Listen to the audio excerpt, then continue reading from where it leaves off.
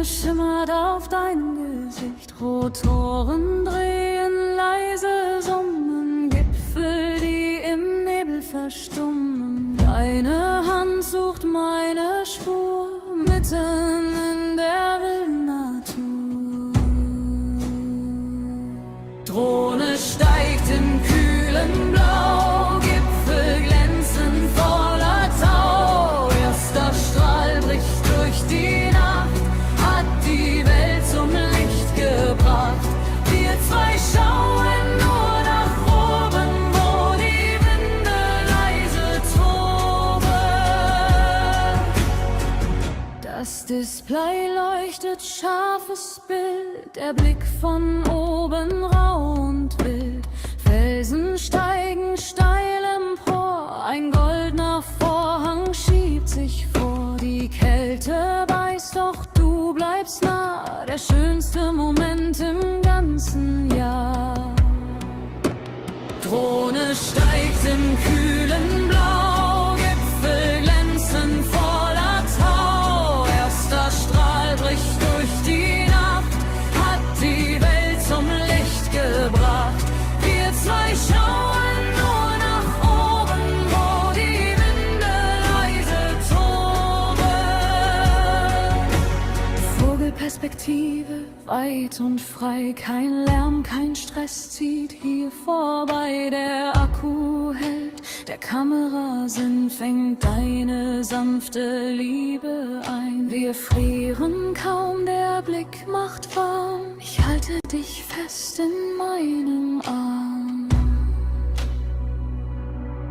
Ein Klick, ein Foto festgehalten, wie die Schatten sanft verhalten. Das Licht wird warm, der Himmel brennt, ein Augenblick, den niemand kennt. Die Kamera landet sanft im Gras, nur für uns zwei war dieses Gras.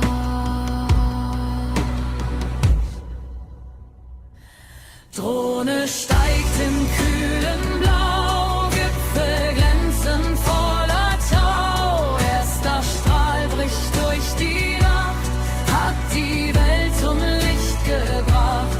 Wir zwei schauen nur nach oben, wo die Winde leise toben. Sonne geht auf, die Welt steht still, weil ich nur noch dich hier will. Berg und Tal im Morgengrauen, wir beide werden.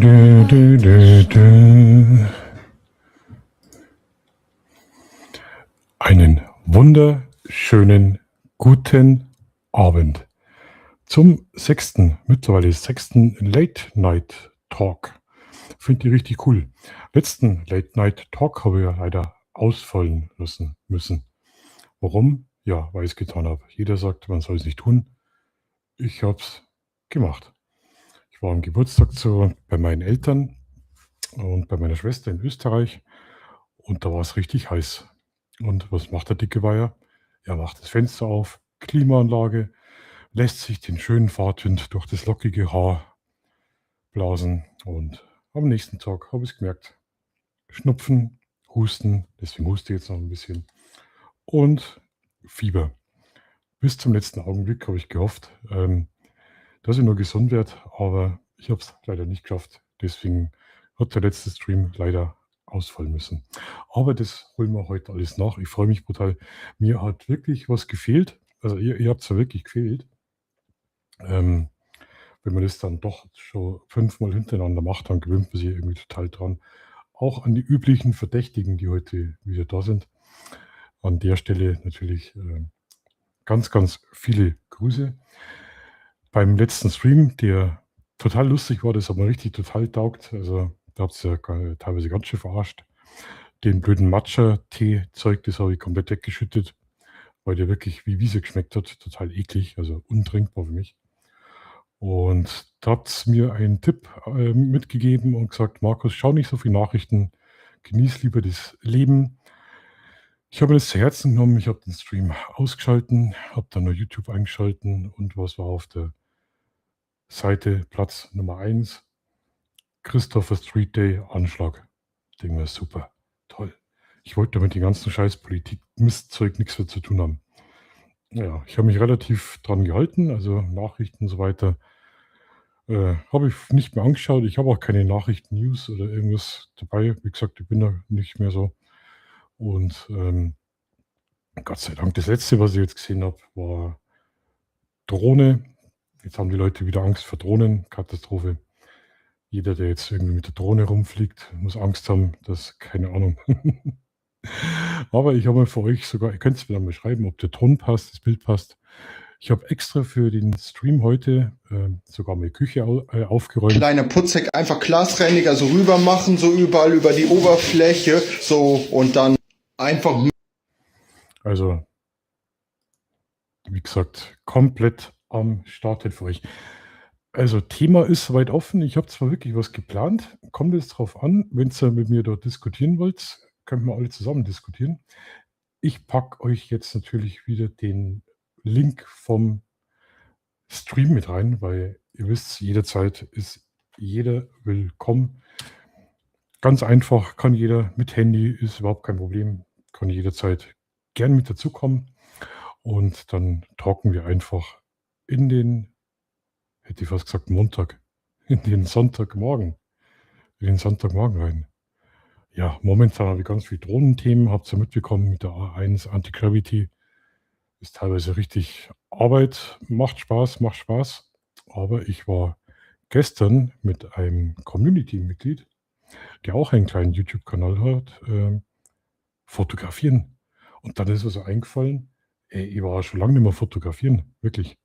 Das ist schon richtig lang eigentlich her gewesen. Und das hat mir richtig viel Spaß gemacht. Videomaterial habe ich auch schon alles, bin schon komplett unterm Schnitt. Macht sogar richtig Spaß, der Schnitt.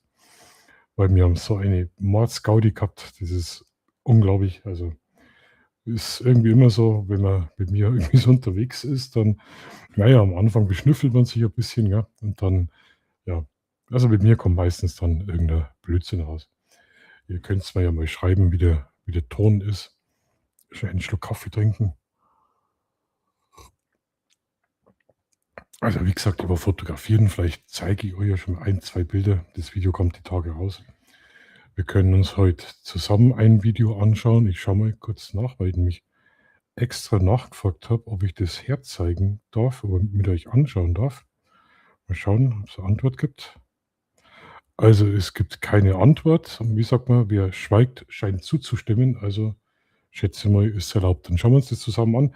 Wäre natürlich richtig cool, wenn wir darüber diskutieren könnten. Hey, Stoppi, grüß dich. Servus. Das freut mich. Alles für Neues für den Arsch und alles auf einer Bank. Was? Das Video haben wir heute noch nicht angeschaut. Grüß dich, Stoppi. Ich noch nicht dazu kommen. Was mir aber passiert ist, hier mit meiner Magic Maus, kurz vorm Stream hat sie die Batterie aufgelöst. Jetzt habe ich schnell 8% geladen.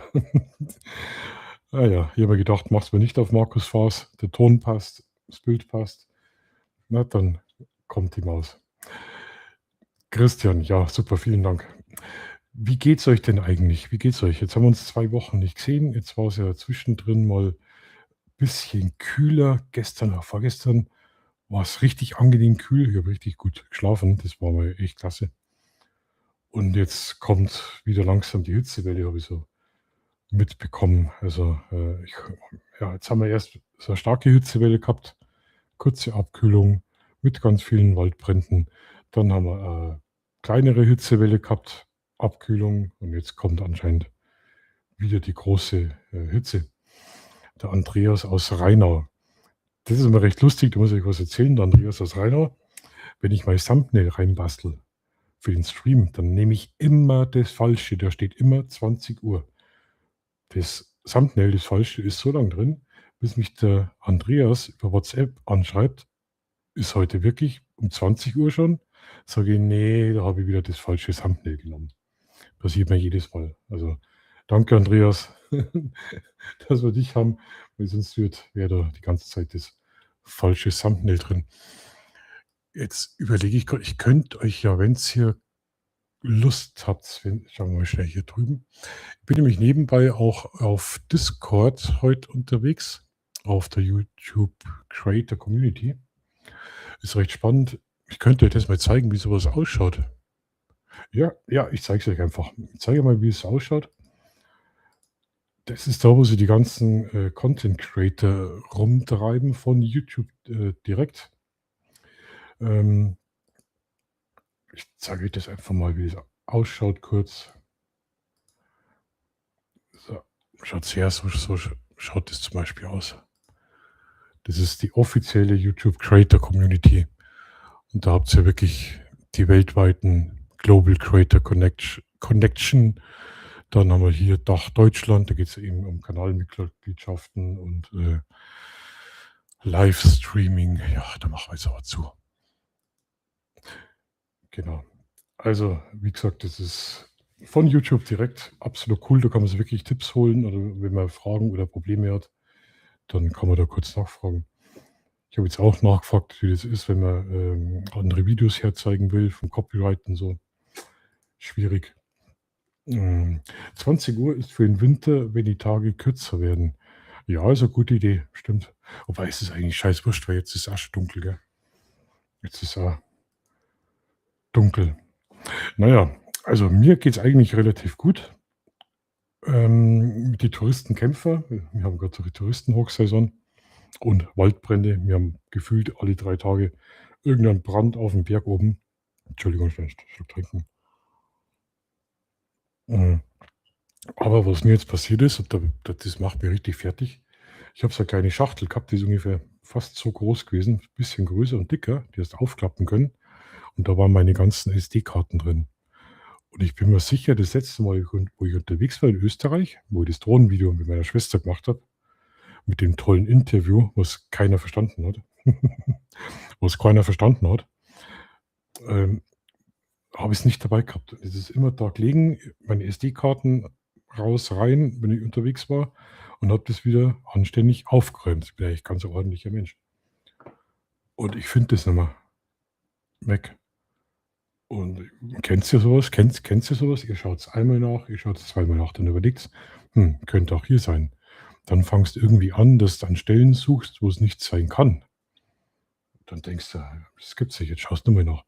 Ich habe ungefähr vor einer Viertelstunde nochmal den kompletten Schreibtisch, den kompletten Rollcontainer durchgeschaut. Es ist einfach weg. Das ist ärgerlich. Jetzt habe ich noch 2 SD-Karten.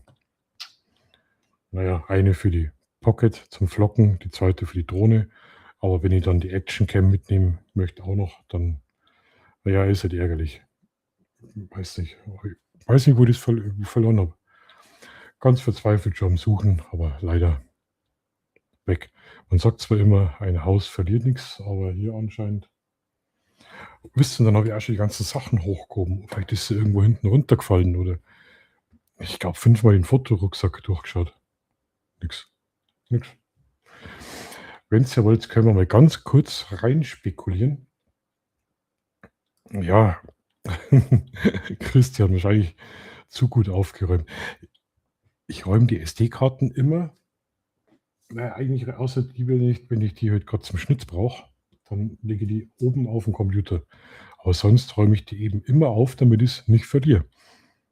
Aber man sagt ja immer, gell, wenn man zu viel aufräumt, dann ist es auch wieder falsch. Ja. Alles, was ich nicht finde und schon 3-mal geschaut habe, findet meine Frau. Ja gut, ich bin ja allein, eine Frau habe ich nicht mehr. Von daher gesehen, ja, ich könnte einen Hund. Bobby, kannst du SD-Karten? Na, vergiss es, der pennt. Dem ist die Temperatur auch definitiv zu heiß. Wenn's hier, also wir können jetzt entweder in das Video reinschauen, oder ich könnte euch ausnahmsweise schon mal ein paar Fotos zeigen. Was wolltest du, ein Video reinschauen oder Foto? Können wir beides machen. Oder wir machen mal erst das Video und dann das Foto. Ach, wisst ihr was? Schauen wir erst die Fotos an, würde ich sagen.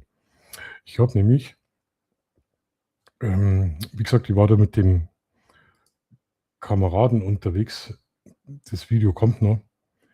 Und dann haben wir uns getroffen in einer Stadt. Die sage jetzt nicht die Stadt, soll auch eine Überraschung werden, mit der ich sehr verbunden bin. Und da haben wir fotografiert und haben uns überlegt, was wir eigentlich fotografieren könnten. Und da sind wir drauf gekommen, ey, wir könnten ja eigentlich schwarz-weiß fotografieren. Und da haben wir beide richtig viel Bock drauf gehabt und das haben wir dann auch gemacht. Und es war ehrlich gesagt gar nicht so einfach. Es war echt nicht einfach, wenn man das nicht so oft macht. Schwarz-weiß-Fotografie. Andi, hi, grüß dich. Grüß dich, servus. Dann ist es schon Herausforderung. Jetzt schaue ich bloß, wo ich die gespeichert habe, weil, ja, wie war das jetzt gerade wieder mit ordentlich? Mit ordentlich, das ist das Testvideo, das ist falsch.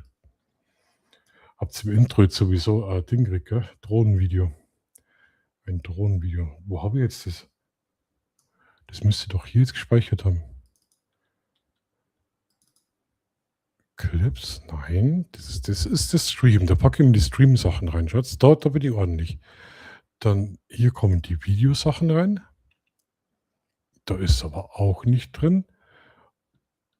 Und hier ist auch nicht drin. Und hier ist auch nicht drin. Und auf der anderen Seite ist auch nicht. Vögel. Vögel ist auch nicht.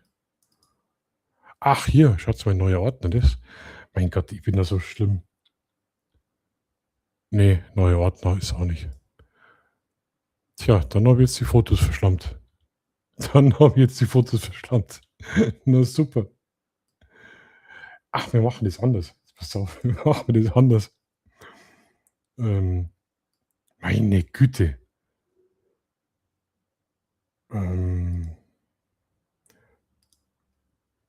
Irgendwie verschlammt mir momentan alles.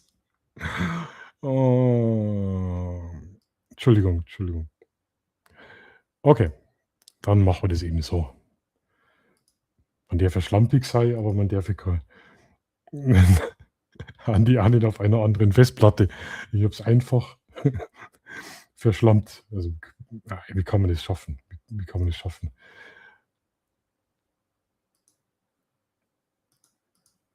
So, jetzt dann machen wir das einfach so. Schaut, vielleicht könnt ihr ein bisschen was so erkennen. Ich habe jetzt einfach Lightroom gestartet. Neuer Ordner 2, Andreas. Ja, wahrscheinlich neuer Ordner 3. Es könnte aber auch der neue Ordner 21 sein. Oh. Also das sind so ein paar Schwarz-Weiß-Aufnahmen, was ich gemacht habe. Ich zeige euch da jetzt das natürlich nicht alles. Das ist der Kollege, der YouTube-Kollege von hinten. Ihr könnt nicht erkennen, wer es ist. Wird eine Überraschung. Vielleicht kennt der eine oder andere, kennt ihn vielleicht. Und da habe ich gestern schon richtig viel Sachen entwickelt. Also es war richtig schön und angenehm. In der Gesellschaft, ganz ehrlich. Also das Lustige war, wir haben ein Motiv gesehen, wir haben uns so angeschaut und haben Bescheid gewusst. Das war so eine Wellenlänge. Das war. Ja, dann sind wir da rumgekupft, dann habe ich so ein bisschen versucht, so ein bisschen Straße zu fotografieren. Habe da so heimlich Menschen fotografiert. Dann habe ich da so eine uralte Klimaanlage, das hat mir so gut gefallen, weil die so genau komisch im rechten Winkel drin gestanden ist.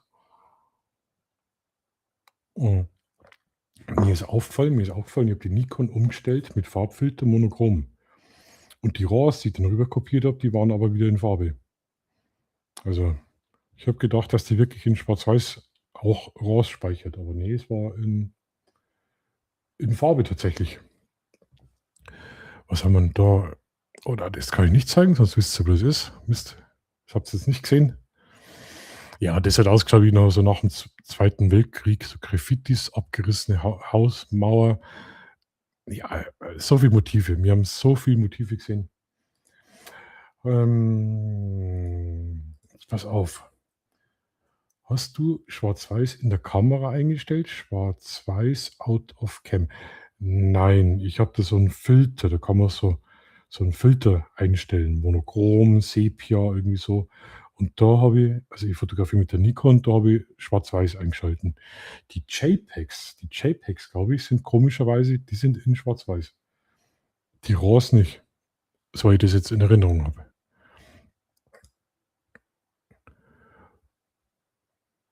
Ja, dann, wie gesagt, ein bisschen mit Straße rumprobiert, mit Menschen ist es immer ein bisschen gefährlich, vor allem mit meinem Riesenobjektiv fällt das halt ja ganz schön schnell auf. Und naja, es sind ein paar schöne Fotos draus geworden. War recht angenehm. Wir haben sogar ein minimalistisches Foto erwischt. Das hat mir persönlich recht gut gefallen. Foto des Tages habe ich auch geschossen, aber das zeige ich euch nicht. Das ist jetzt dann im Video. Da müssen wir dann eh schauen, wann der Chris damit fertig wird.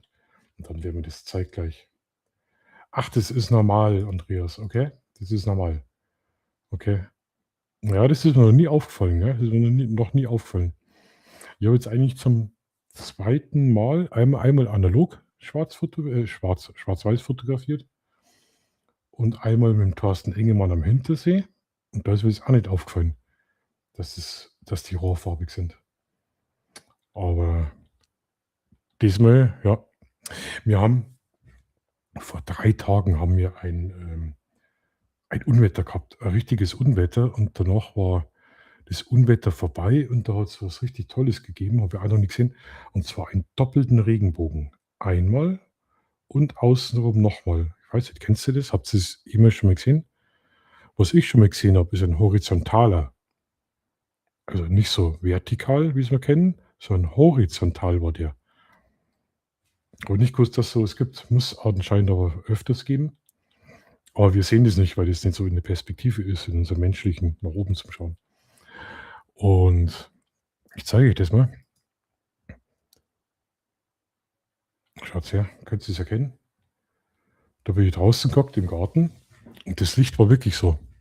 Das war richtig ganz knallgelb war das Licht. Das sieht man hier so am Schatten dieser weiße Mauer, wie gelb das gestrahlt hat. Und dann haben wir hier einen Regenbogen gehabt. Hier runter. Und hier war der zweite. Vielleicht könnt ihr es so ein bisschen erkennen. Und Blitze.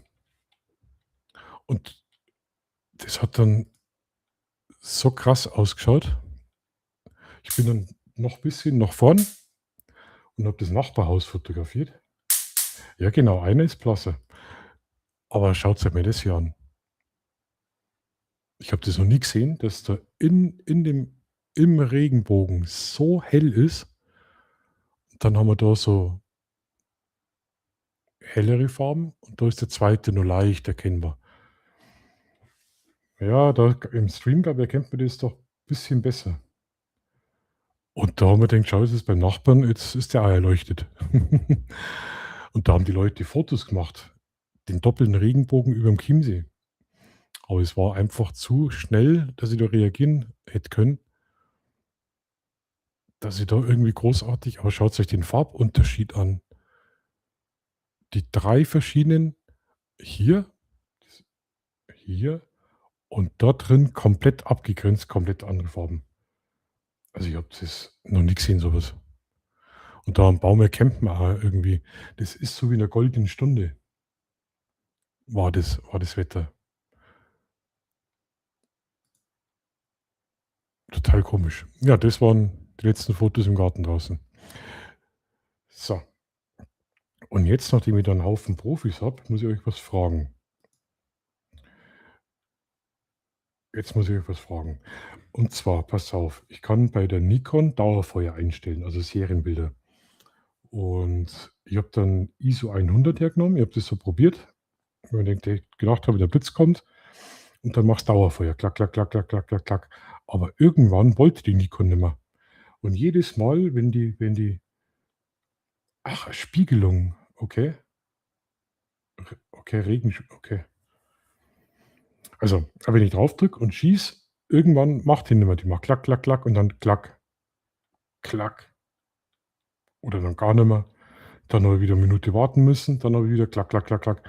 Und jedes Mal, wenn ich warten habe müssen, dann ist gerade der Blitz gekommen. Das hat mich so genervt. Liegt es vielleicht daran, dass die Kamera zu langsam war, dass die da nicht hinterherkommt oder die Speicherkarte zu langsam oder an was könnte es liegen? Dass die Serienbilder unterbrochen werden. Also, wenn das jemand weiß, könnt's mir gern schreiben. War da 'n bisschen enttäuscht, Weil immer wenn der Blitz gerade gekommen ist, hat die Serienbelichtung ihr Pause gemacht. Wie ob es, keine Ahnung, Luft holen muss. Also das hat leider nicht funktioniert. Deswegen heute was. Der Andreas aus Rheingau schreibt, was schreibt er denn? Langsame Speicherkarte. Meinst du, die ist so langsam?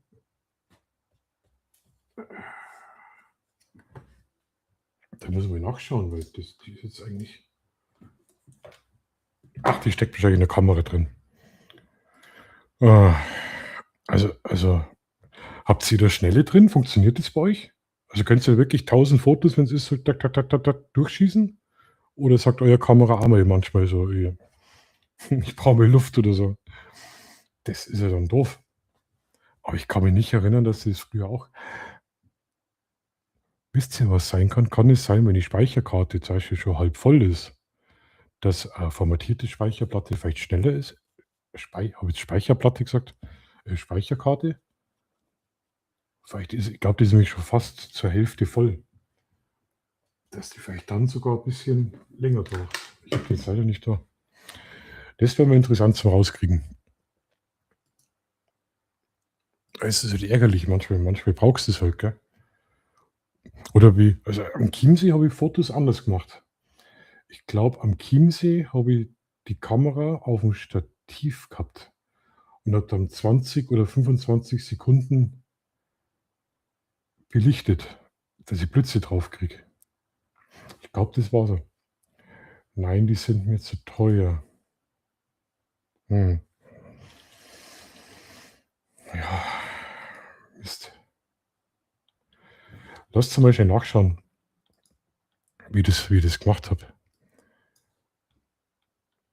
Wenn wir da schon Fotografen da haben, dann nerv ich euch einfach. Also ich setze jetzt hier den Link mal rein, für Leute, die noch dazugekommen sind. Wenn jemand, wie gesagt, zuschauen will, mit dabei sein will und mitratschen, dann einfach draufdrücken, dann kommt sie ins Studio, ich kriege Meldung und dann könnt ihr euch mit dazu holen. So, jetzt passt auf. Weil mit die Blitze, das würde ich so gern machen und ich weiß aber eben nicht mehr, wie ich das gemacht habe. Das war damals eine Superzelle. Schauen wir, ob wir das finden. Gerade hier. Nachtflug. Nein, natürlich nicht. Wie habe ich das Video genannt? Gewitter. Ja. Hi, grüß euch, servus und habe die Ehre. Den Ton. Da kannst du zum Beispiel sagen, wie der Ton ist, wenn ich so den Ton einschalte. Haben wir da Echo drauf oder? Danke, Andi. Haben wir da Echo drauf oder passt es? Könnt ihr das verstehen? Und fahren jetzt Richtung Chiemsee, weil draußen ist es so donnert. Haben wir leider auch schon wieder zu spät dran. Der Andi wartet auf Berechtigung. Filmen, wenn es über Chiemsee auftaucht. Naja, jetzt schauen wir mal. Die Dani ist da eher so der Hosenschüsse bei Gewitter. Sehe ich jetzt nichts, Andi. So, weg da. Jetzt schaut her, da habe ich solche Fotos gemacht. Und ich glaube, das habe ich mit der Langzeitbelichtung. Oh, das habe ich mit der Langzeitbelichtung gemacht damals. Schau mal. Ey, der hätte sich fast weggeweht. Also, da bin ich hinterm Baum gestanden. Das war brutal. Schaut's. Und da habe ich aber keine Probleme gehabt, dass ich die Blitze anständig drauf kriege. Das war eine gigantische Superzelle, die ist aus Richtung München gekommen. Schaut's her. Über den Chiemsee.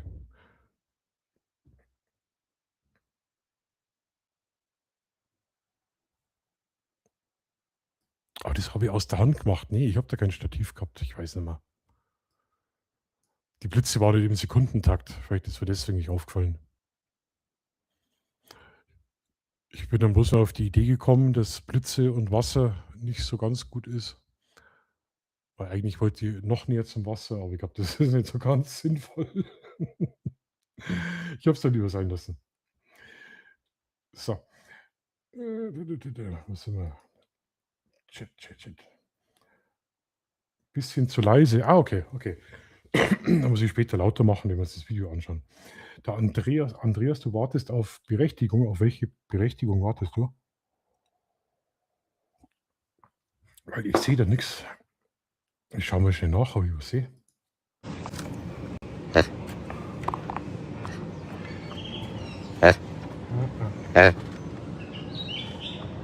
Nö. Nö, ich sehe nichts. Ich sehe da leider nichts. Ja, da müsst ihr ein bisschen mal schauen. Nicht, dass ich wirklich einen Gast übersehe, gell? Das möchte ich nicht. Ach ja, wir streamen auf Facebook heute auch wieder. Und da oben explodieren die Mücken. Oh, die brutzelt. Das war eine fette Mücke. Hört ihr das Knallen eigentlich? Also wir streamen auf Facebook heute auch. Und der Andi schreibt, da warst du doch im Auto, wo der Stream zusammengebrochen ist. Echt, das weißt du noch? Das weißt du noch, Andi? Das kann gut sein, ja. Ey, ihr seid verrückt. Was ihr alles noch wisst.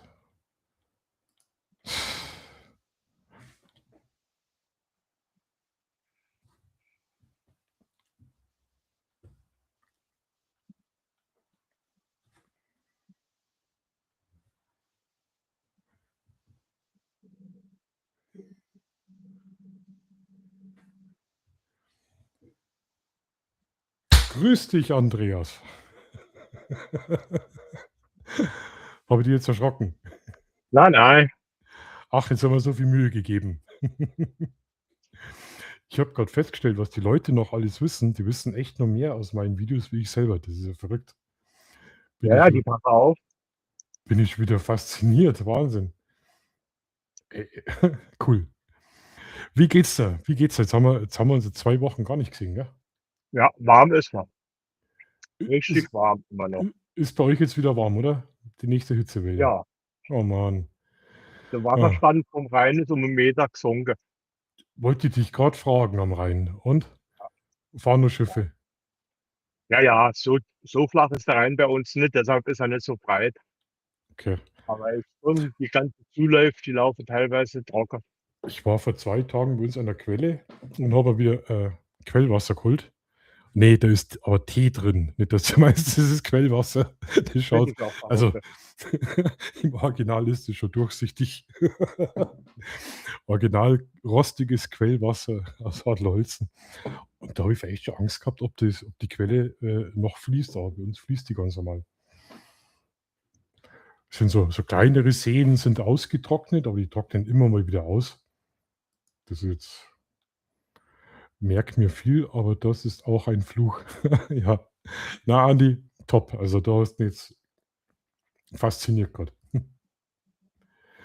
Ja, und bei anderen, beim Rhein habe ich es, wie gesagt, hört man es ja die ganze Zeit in den Nachrichten, ja?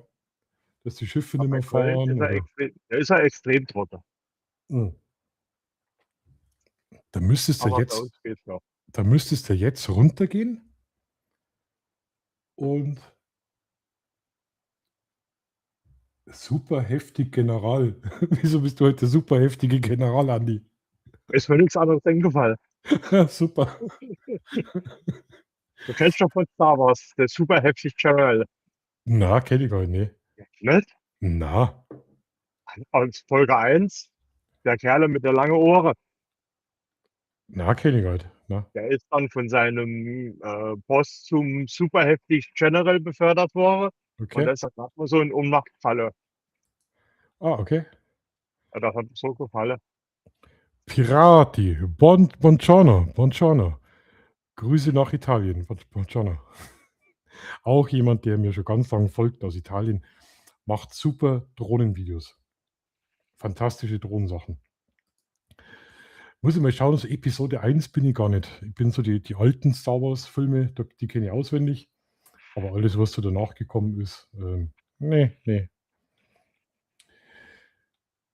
Wenn's du heute da bist, Andreas, das ist voll cool, dann können wir uns nämlich zusammen ein Video anschauen. Nachdem du Profifotograf bist, Oh, Jesus Gott. Hätten wir zwei, also einen Profi und einen Anfänger, und da könnten wir uns das zusammen anschauen. Das wäre doch eine Idee, oder? Ja, angucken können wir uns alles zusammen. Da habe ich kein Problem damit. Im Chat sind auch ein paar Leute, die sich mit Fotografie auskennen. Da machen wir heute mal so ein Fotografie-Thema. Haben wir eh schon lange nicht mehr gemacht. Warst du schon wieder mal fotografieren? Ja, bei Nachbars, die haben eine Immer Fasan bei Nachbarn. ausgebrütet. Was? Der verwendete Nachbar ist Bauer und der hat beim Feldverarbeiter Fasanen nicht platt gemacht, bis auf ein Ei. Das Ei hat er nicht gebracht, weil sie als Hühner ausbrüten. Und jetzt haben sie tatsächlich einen Fasan rausgebracht. Aschmaden. Ja. Und dann probiere sie es groß zu ziehen und dann wieder hupsen lassen. Ja, das ist ja schön. Das ist Ja. mal schön, sowas. Ja. Kann man auch essen, gell, Fasan. Ja, Aber ich schätze, da wird nicht gegessen, oder? nee, das glaube ich nicht. Ja, Kann man so klasse. nicht vorstellen. Ich habe gestern bei uns draußen auch ein Ei gefunden. Und zwar mir ums Haus rum eine dicke Hecke. Und die Hecke ist aus Fichten. Also nicht Thujen oder so, sondern Nadel. Und da hocken über die Sporzen drin. Und da ist gestern ein Ei draußen gelegen. Das war von der Größe her, ja, wie kann ich das vergleichen? So, halb Das so. muss aber- Also fast wie ein normales Hähnerei, die Größe. Bisschen kleiner, bisschen kleiner. Und das musste aus der Hecke rausgefallen sein und ist da auf dem Stein, wir haben so Steine unten, draufgefallen und ist kaputt gewesen. Und jetzt bin ich die ganze Zeit überlegen, was für fette Vögel brüten da bei uns in der Hecke drin. Das war echt so groß wie ein Hühnerei. Ihr Hühnerei, das könnte. Nee, der Kuckuck ist auch kleiner. Nee, war vielleicht schon Huhn. Na, wir haben ja keine Hähner da. Wir haben Amseln, das größte sind ja Taube und das andere sind Raubvögel. Die brüten ja nicht Na in gut, der eine Hecke. Taube ist, ja, so großes Ei. Ja. Weiß, könnte Taube sein, ja. Hm. Vielleicht auch ein Kuckuck. Der legt wie überall seine Eier rein. Ach, das wird, naja. Naja, schade, schade. Hätte mich interessiert. Weil die Vogeleier sind ja wirklich putzig klein, gell? Aber es war fast wie Ja, ein kleines Hühnerei. So, dann gehe ich jetzt mal. Also, verrückt. Ich habe das dann auf den Stein hingelegt und habe geschaut, was mit dem Ei weiter passiert. Und heute in der Früh war es komplett kaputt und hat irgendein Tier gefressen. Das Innere. ja. Wahrscheinlich Krähe oder sowas. Ja, das war ganz schnell weg. Ja, ist halt in Ordnung so. Ja. Die hocken da wieder drin und das Schlimmste sind die Spatzen. Ich sag mal Sperlinge, oder? Sperlinge. Bei uns sagt man Spatze. Spatzen. Ja, okay. Spatze, ja. Was die streiten, dann gehe ich wieder raus. Dann brülle ich wieder. Was streiten wieder? Was ist da halt wieder los im Kindergarten? Das kann ja eine richtige Streittanze sein. So, dann gehen wir mal schnell rüber. Dann machen wir das nämlich. Ich habe nämlich ein ganz cooles Video gesehen. Jetzt schaue ich aber nochmal vorher lieber schnell nach. Jetzt pass auf, wenn ich das jetzt so einblende hier. Oh, schau, da sind wir beide Prinzen mit drauf. Ob ich eine Antwort bekommen habe? Okay, also ich habe keine Antwort bekommen, also dürfen wir. Und zwar habe ich da jetzt vom Sven Klügel. Den kennst du ja, gell? Ja. Der alte Filterfotograf. Das Der- macht jetzt aber was. Der alte Filterfotograf. Der Andi schreibt, Fasane habe ich beim Bienenstand, die holen sich da immer die toten Bienen. Aha. Mir hat mal jemand gesagt, Fasane, die gibt es fast nicht mehr. Also ich kenne Stellen, da sieht man die laufen rumhüpfen. Also bei uns sind die jetzt nicht so selten. Fasane am Bienenstand. Weiß ich gar nicht, wie es bei Bienen ist. Da gibt es bestimmt Vögel, die fressen da den Bienenstock leer. Bienenstock eher weniger. Das machen die Wespen und die Hornisse. Ah, okay. Aber Biene fressen sie schon. Also wenn die Vögel die Biene bekommen, sind sie weg. Okay. Alles, was blutet, kann man essen. Ja, das stimmt. Und zwar habe ich da vom Sven Klügel ein Video gesehen mit dem Marco Reinhold, die verfolge ich auch hin und wieder. Die letzten 2 Themen waren jetzt nicht so ganz spannend vom Sven. Das war irgendwas mit Altglas und sonst irgendwas, keine Ahnung. Aber das hat mich interessiert. Und zwar heißt der Titel, das müssen wir gar nicht so genau anschauen, das Video, der Ton ist wichtig. Fotografen-Egos, warum die Szene so toxisch geworden ist. Findet ihr einen interessanten Titel? Ich habe mir es noch nicht angeschaut und kann mir jetzt auch noch nicht so ganz was drunter vorstellen. In geilen Kirchen sind die noch gut vertreten. Ja, sage ich doch, gell? Fasanen sind jetzt Ja. nicht so selten. Also wenn es wächst, Andi, können wir reinschauen. Schauen wir uns das Ja. Video einfach an. Ich schaue mal, ob ich das irgendwie noch größer kriege. Und ihr müsst mir bitte sagen, wie der Ton ist, gell? Oh, wie laut hier. Dürfen wir uns bestimmt anschauen, Sven, gell? Jetzt muss ich mal gucken. Ich hoffe, Mhm. du startest jedes Video damit, dass ich ausatme. Ein bisschen lauter. Ja, Hm? Ein bisschen lauter muss ich machen. Bisschen lauter, recht viel lauter geht es nicht mehr. Ganz viel lauter geht es nicht mehr. Nee, ist Anschlag. Da ist die Stream-Software, glaube ich, ein bisschen doof. Ah ja. Haben wir letztes Mal schon festgestellt. Aber ich kann das jetzt hier nicht lauter machen, oder? Nee. Ich sage, von der Software bin ich nicht so ganz wirklich begeistert. Wahrscheinlich werde ich wieder umschwenken. Probieren wir es mal, oder? Mir mal lauter.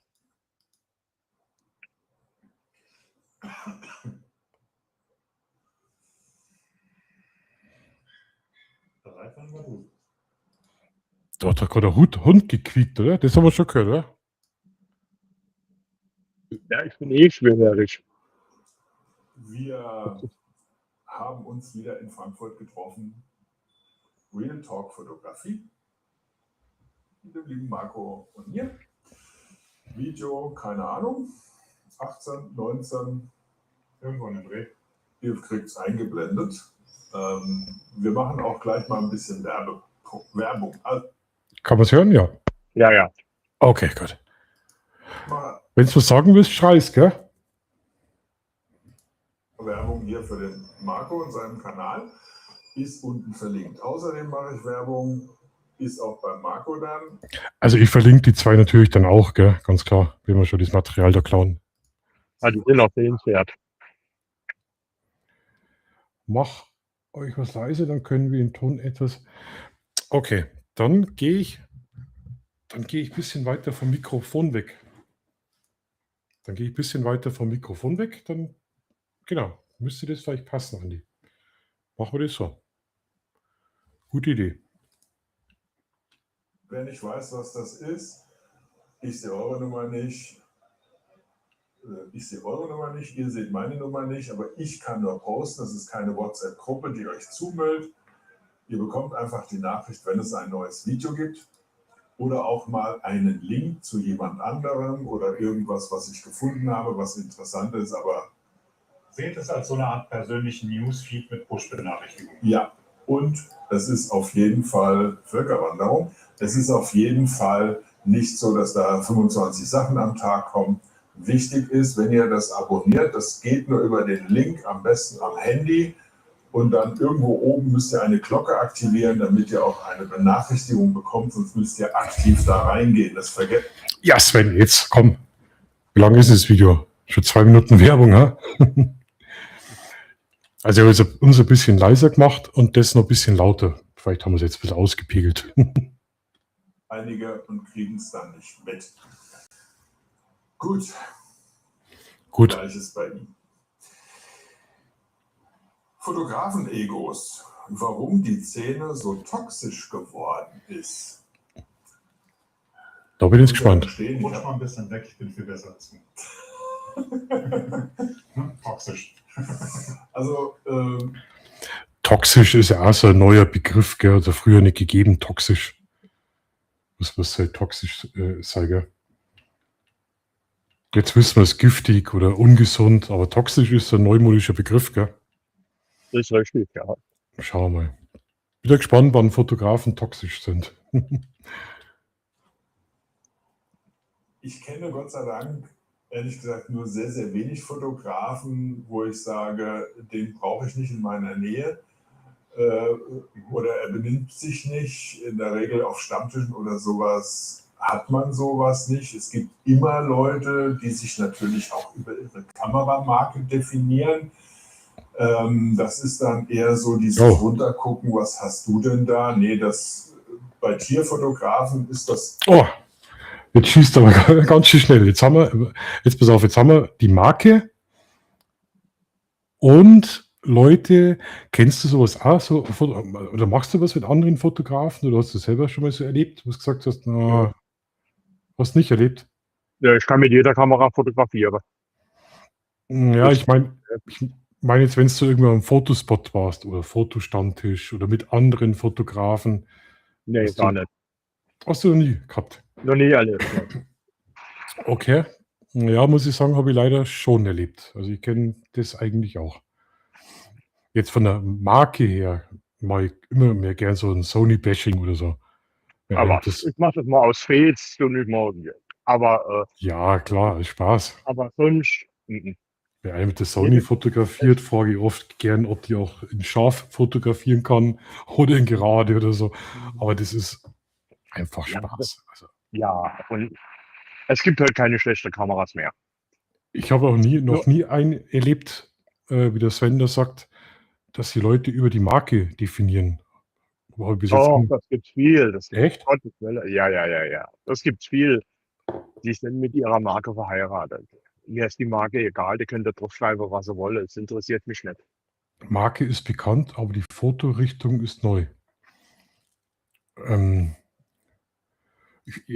Ich habe das noch nicht erlebt, dass ich einen gehabt habe, der gesagt hat, irgendwie nur Sony macht die besten Fotos oder nur. Also, dass es eine Feixerei untereinander immer gibt, das, ja. Ja. Aber schauen wir mal, was der Sven jetzt so erzählt. Jetzt von Natur. Auch so ein bisschen extrem, würde ich sagen. So, kurz zurück. Oder er benimmt sich nicht. In der Regel auf Stammtischen oder sowas hat man sowas nicht. Es gibt immer Leute, die sich natürlich auch über ihre Kameramarke definieren. Das ist dann eher so dieses Runtergucken, was hast du denn da? Nee. Bei Tierfotografen ist das auch so ein bisschen extrem, würde ich sagen. Habe ich noch nie gemacht, dass ich auf jemanden runtergeguckt habe und gesagt, was hast denn du da für komische Kamera? Oder habt ihr nicht für ernst genommen? Ganz ehrlich. Sogar wenn der mit dem Handy fotografiert. Das ist, ja, Marke ist bekannt, aber die Fotorichtung ist neu. Ich glaube, das ist ziemlich scheißegal, mit was du fotografierst, das Ergebnis. Ja, das spielt keine Rolle. Also Gott sei Dank habe ich solche Leute, die sich da über die Marken aufregen, das habe ich noch nicht erlebt, sowas. Unangenehme Menschen, Fotografen an Spots, das definitiv schon. Schauen wir. Ja, apropos Tierfotograf. Ja, hau ab. Geh weg, du bist schwarz und gelb gestreift, ich mag dich nicht. Also nach dem Motto, je größer die Tüte, also sprich das Objektiv, umso wichtiger muss der ja sein, beziehungsweise umso mehr Geld hat er ausgegeben, um wichtig zu tun. Das stimmt schon, oder? Nö. Doch. Hat einmal jemand probiert, dann habe ich ausgelacht. Ja, aber umso größer das Objektiv, das ist da hundertprozentig. Aber. Doch, so eins will ich immer haben, so richtig großes, dass jeder gleich sieht, boah. Das muss ja tragen. Das Ding ist doch schwer wie Hulle. Ja, es ist ja egal, das geht ja um den coolen Look, weißt du? Musst ja dann, wenn du fotografierst, das Cappy nach hinten tun und dann mit so einem großen, klar, doch, das braucht man schon. Den Coolness-Faktor, der ist wichtig bei Fotografen. Man braucht nur Rico Best gut finden und dann geht manchmal die Party ab. Das kommt auf die Kamera drauf als Sonnenschutz, dann wird er nicht so warm, dann rauscht sie weniger. Jetzt kommt er wieder mit seinem Temo-Sonnenschirm daher, schau hier. Das letzte war deine Autofolie, was du gekauft hast und bestimmt noch nie ausprobiert. Doch. Echt? Die ist schon kaputt, die hatte Sturm zerrissen. Ah, okay. Aber da schreibt der Andi auch einen guten Punkt. Es ist ja auch schon so, welchen YouTuber findet man cool und welchen nicht. Was, wie kannst du den gut finden? Das gibt's schon, das gibt's schon. So Ja, Diskussionen. das sind verschiedene, klar. Ja, aber das ist, glaube ich, so das Toxische, was der Sven wahrscheinlich auch ansprechen möchte. Die Technik zählt, nicht die Größe. Genau. Schau mal, vielleicht sagt der Marco auch was. Da gibt es so Leute, die mache ich dann eine Kurve, wenn sie nicht mal guten Tag sagen. Aber Gibt's ja. ja, Egos gibt es. Ganz große, ja. Gerade, ich glaube, in der Tierfotografie schon einige, werde ich später noch was sagen, was ich vor ein paar Tagen gelesen habe. Was stellst du dir darunter vor? Hast du so Leute, wo du sagst, Ich habe gerade kurz überlegt. Also ich habe wenige kennengelernt, wo ich sagen würde, okay, schön, dass wir uns mal gesehen haben, aber ich brauche dich nicht wieder treffen. Gott sei Dank. ja, Ich kenne Ego-Ausprägungen in die eine wie auch in die andere Richtung. Ich habe Leute kennengelernt, wo ich der Meinung war, verhält sich deutlich wuchtiger und wichtiger, als er dann irgendwie doch eigentlich ist oder als er sein müsste, weil eigentlich ist er doch ein netter Kerl, ein cooler Typ. Ich habe aber auch Leute kennengelernt, wo ich fast schon beim drauf zugehen, begrüßen, fast schon eingeschüchtert war.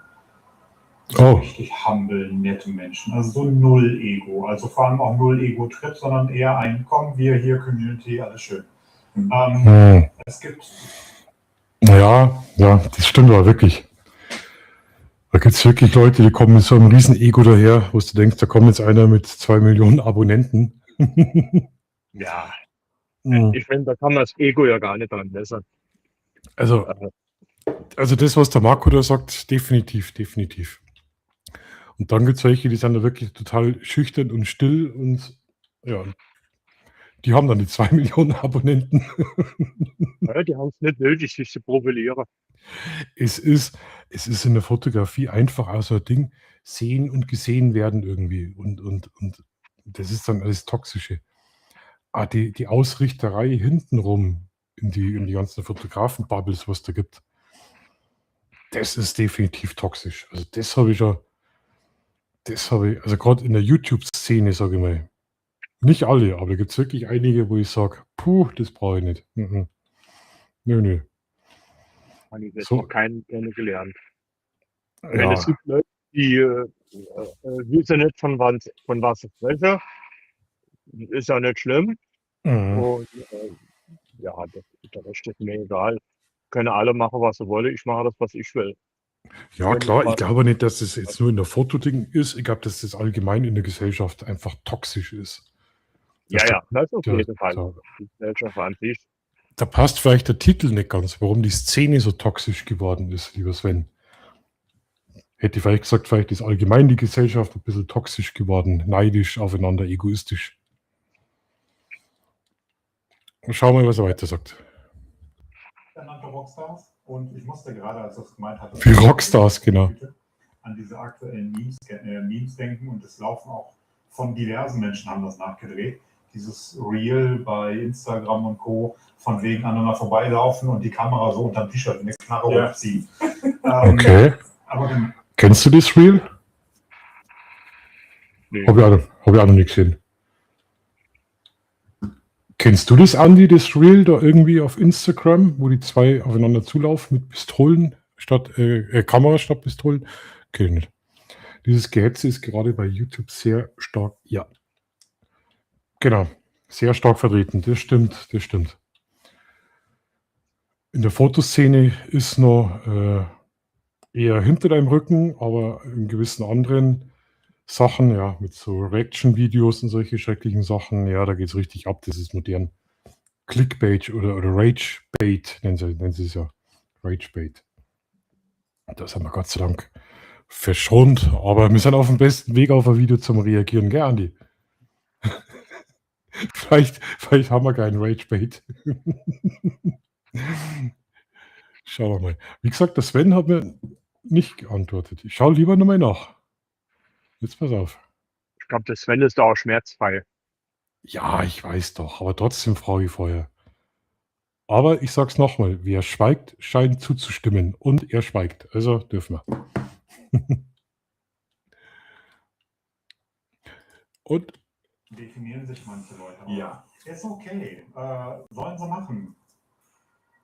Lustiger Effekt. Also ich meine, passiert mir manchmal auch, wenn ich an einem vorbeilaufe und der trägt den klassischen Original-Kameragurt, wo du ja dick und fett nicht nur die Marke siehst, sondern in der Regel auch noch die Kamera. Also sprich, ich habe jetzt da, früher war das bei Canon sehr auffällig, Canon Rot, war das Rot, Rot-Weiß irgendwie, Nikon, das typische Schwarz-Gelb. ist doch, also ich habe den Original, habe ich gern angehabt. Und da war es toll, dass Nikon draufsteht. Das darf ruhig jeder sehen, wenn du so eine Kamera leisten kannst. Es war noch bei keiner Kamera der Originalgurt dran gehabt, die sind immer alle scheiße. Die sind immer zu steif, die Schneider am Hals, das will ich alles nicht. Ich habe ihn auch runtergenommen, aber die erste Zeit habe ich es natürlich draufgelassen. Bis mir eben auch wirklich eingeschnitten hat, wo ich gedacht habe, Nikon, was ist das für ein scheiß unbequemer Gurt? Ich habe eine Handschlaufe mittlerweile, die liebe ich dran. Handschlaufe ist Und- gut, ja. Aber wenn jetzt da einer vorbeiläuft mit, nee, was nicht. Also mit Nikon Kamera-Ding, Original. Und ich habe auch Nikon, vielleicht kommt man sogar ins Gespräch.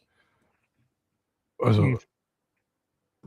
ich schaue da dann auch schon, welche Nikon ist es. Und wenn es dann die gleiche ist, dann kommt man da ganz schnell ins Gespräch irgendwie.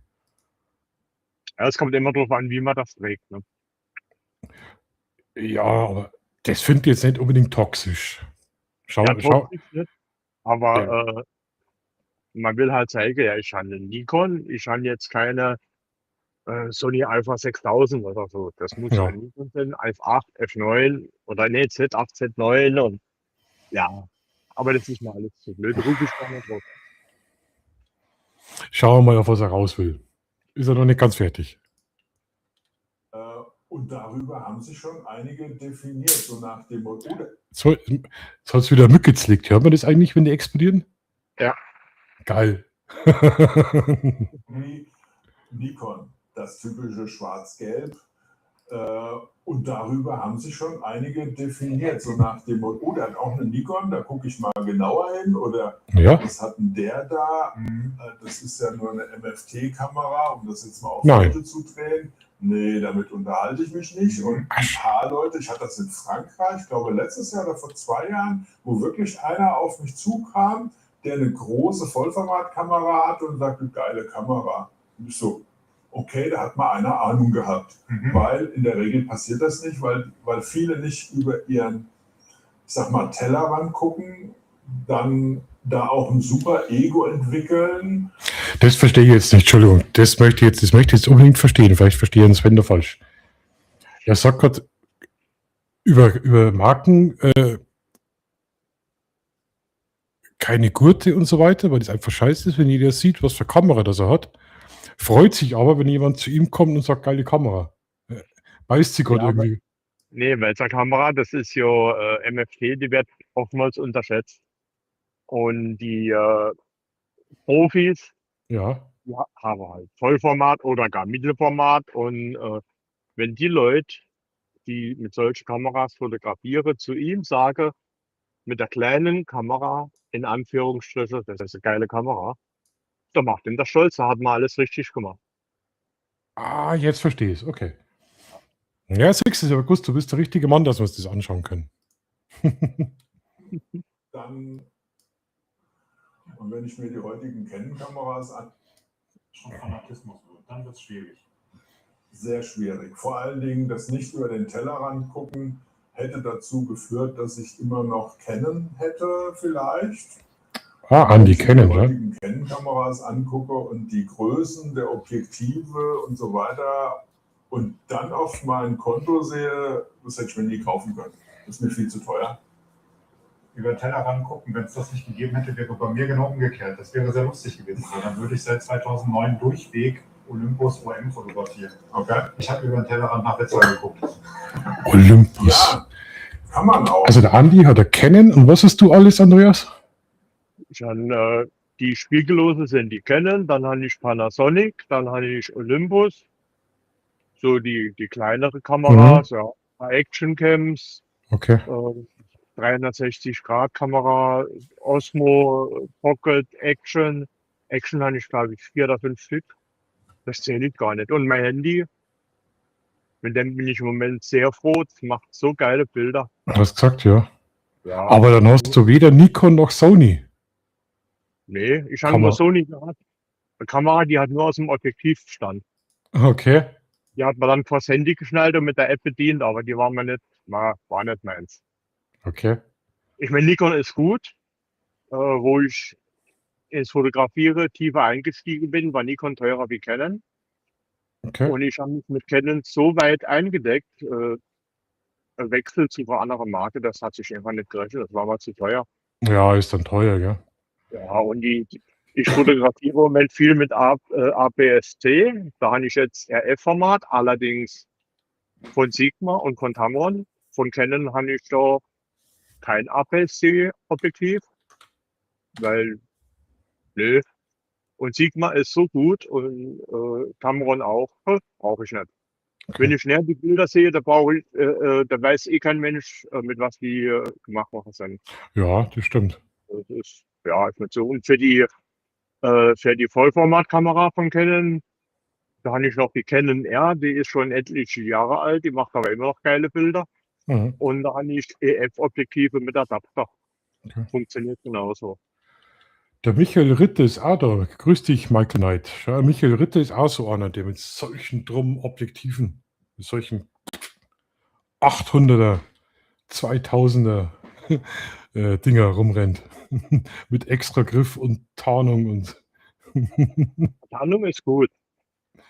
ja, der hat die großen Krawinzmänner. Die Schau. sind halt ganz schwer. So, ich weiß. Nee, jetzt macht mein Kaffeeautomat aus. Ich wollte die ganze Zeit noch einen Kaffee holen und dann denke ich mir, na, jetzt wartest du noch eine Minute, jetzt schaltet der aus. Na, super. Na, schauen wir mal. Ich lasse mal weiterlaufen, ne? Ja. Bis jetzt habe ich noch nichts sehr Toxisches entdeckt. Also es ist ja nicht so, dass ich auch nicht andere Sachen mir ansehe. Ich werde demnächst mal eine E-Mail losschicken. Jetzt sind wir eigentlich ein bisschen vom Thema abgekommen. Ja, aber, ein bisschen. Zum Zwecke des Tests einer Vollformatkamera um meine Vintage-Objektive, das ist ein Video davor sehr wahrscheinlich, mal an einer anderen Kamera auszuprobieren, weil ich jetzt nicht unbedingt darauf angewiesen bin, eine Sony mir wieder zu kaufen, wenn meine vorhandene Sony den Geist aufgibt. Sven, Thema Verfehlung. Nicht Beachtung, wenn es geht, sie kaputt wird. Was sagst du? Das kommt öfter vor im Video. Ja, Also eine Null. der Sven kann nicht vom Hundertsten ins Tausendste immer kommen, deswegen macht er immer so lange Livestreams. Der kann ja quasseln, das ist unglaublich. Das ist also Ja, aber das ist bewundernswert. interessant. Ich kann das nicht. Da kann ich mich schön im Stuhl zurücklehnen, kann mal zuhören, kann Meinungen einfangen. Okay. Finde ich super. Nein, ich meine, ich kann nicht selber so lange über irgendwas reden. Der Sven kann es. Ja, der hat Herz auf der Zunge. Schau, jetzt haben wir, warum die Szene so toxisch geworden ist und jetzt ist er ganz woanders beim Thema.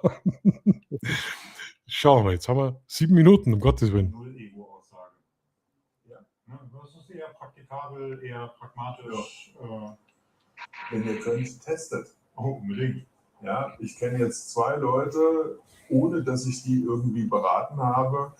Der eine hat eine OM30 gekauft, gebraucht übrigens. Mit dem war ich unterwegs, dass er Objektive testen kann. Und jemand, der gestern Geburtstag hatte, lustigerweise, Ich? Na. der hat plötzlich ein Bild gepostet und ich so, was hat der sich denn da gekauft? Warum weiß ich davon nichts? Ah ja, er hat meine Bilder gesehen, er hat die Bilder gesehen von dem anderen, der sich eine OM3 gekauft hat. Und Und er so, mit mir gesprochen. in dem Fall wusste ich nicht, ne? Aber lange Rede, kurzer Sinn. Die waren einfach neugierig. Der eine hat Sony, der andere hat Fuji, um einfach zu sagen, jetzt interessiert mich das mal, was ich damit kann. Und ich habe schon zu beiden gesagt, ihr habt da die Büchse der Pandora geöffnet. Wahrscheinlich schon. Euch. Wahrscheinlich schon. Also, Ja. was das Thema Ego und Fabrikate angeht. Ich denke jetzt wieder an diese Coverbildchen, also mittlerweile Jetzt. auch sehr gerne KI-generierte Coverbildchen. der typische Nikon-Fotograf, der typische Canon-Fotograf, sowas gemeint, ne? Ja. Die sind dann da stehen mit ihrer Kamera und dann der Klamottenstil drumherum. Es gibt Leute, die definieren sich so und ich habe mittlerweile erschreckend viele Menschen kennengelernt, die komplett. Angeblich, Michael, machen einige für OM System Werbung oder haben eine Kooperation mit denen. Also anscheinend, glaube ich, gibt es die noch so halbwegs.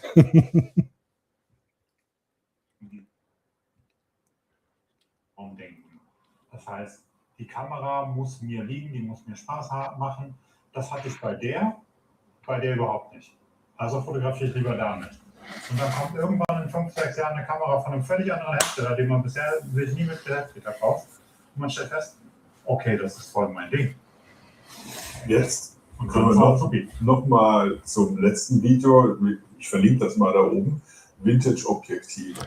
Nein, Sven, dein Thema ist, warum ist es toxisch? Deswegen wollen wir uns doch das anschauen. Wurde verkauft. Kann ich da jetzt nicht sagen, Michael. Ich muss mich jetzt gerade ein bisschen aufregen, aber warum die Szene so toxisch geworden ist. In der Schule hätte man gesagt, Thema Verfehlung setzen 6. Also. Svenny, jetzt probieren wir es nochmal. Der Titel war so gut, gell? Der war interessant. Schau mal. Wenn ihr wirklich eure Vintage-Objektive, die ihr euch für irgendeine Kamera gekauft habt, lieben gelernt habt, müsst ihr immer dran denken. Die sind alle für Vollformat, also das sogenannte Kleinbild. Ja. Bedeutet, eure Kamera geht kaputt oder ihr kauft euch was anderes oder wollt mit was anderem arbeiten. Ihr braucht neue Adapter, aber eure Objektive könnt ihr mitnehmen bei einem anderen. Also auskennen tut das ist schon super, muss ich echt sagen. Ich war beim Sven auch schon im Stream, was wir der auch schon Sachen gezeigt hat und beigebracht hat. Also er weiß schon, von was er spricht.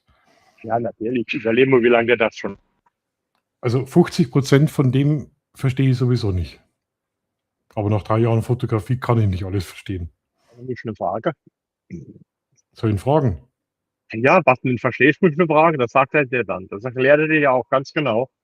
Ja, wirklich. Da nimmt das ja wirklich Zeit. Das nimmt er wirklich ernst und ja, finde ich echt, was der Sven erzählt, Quatsch.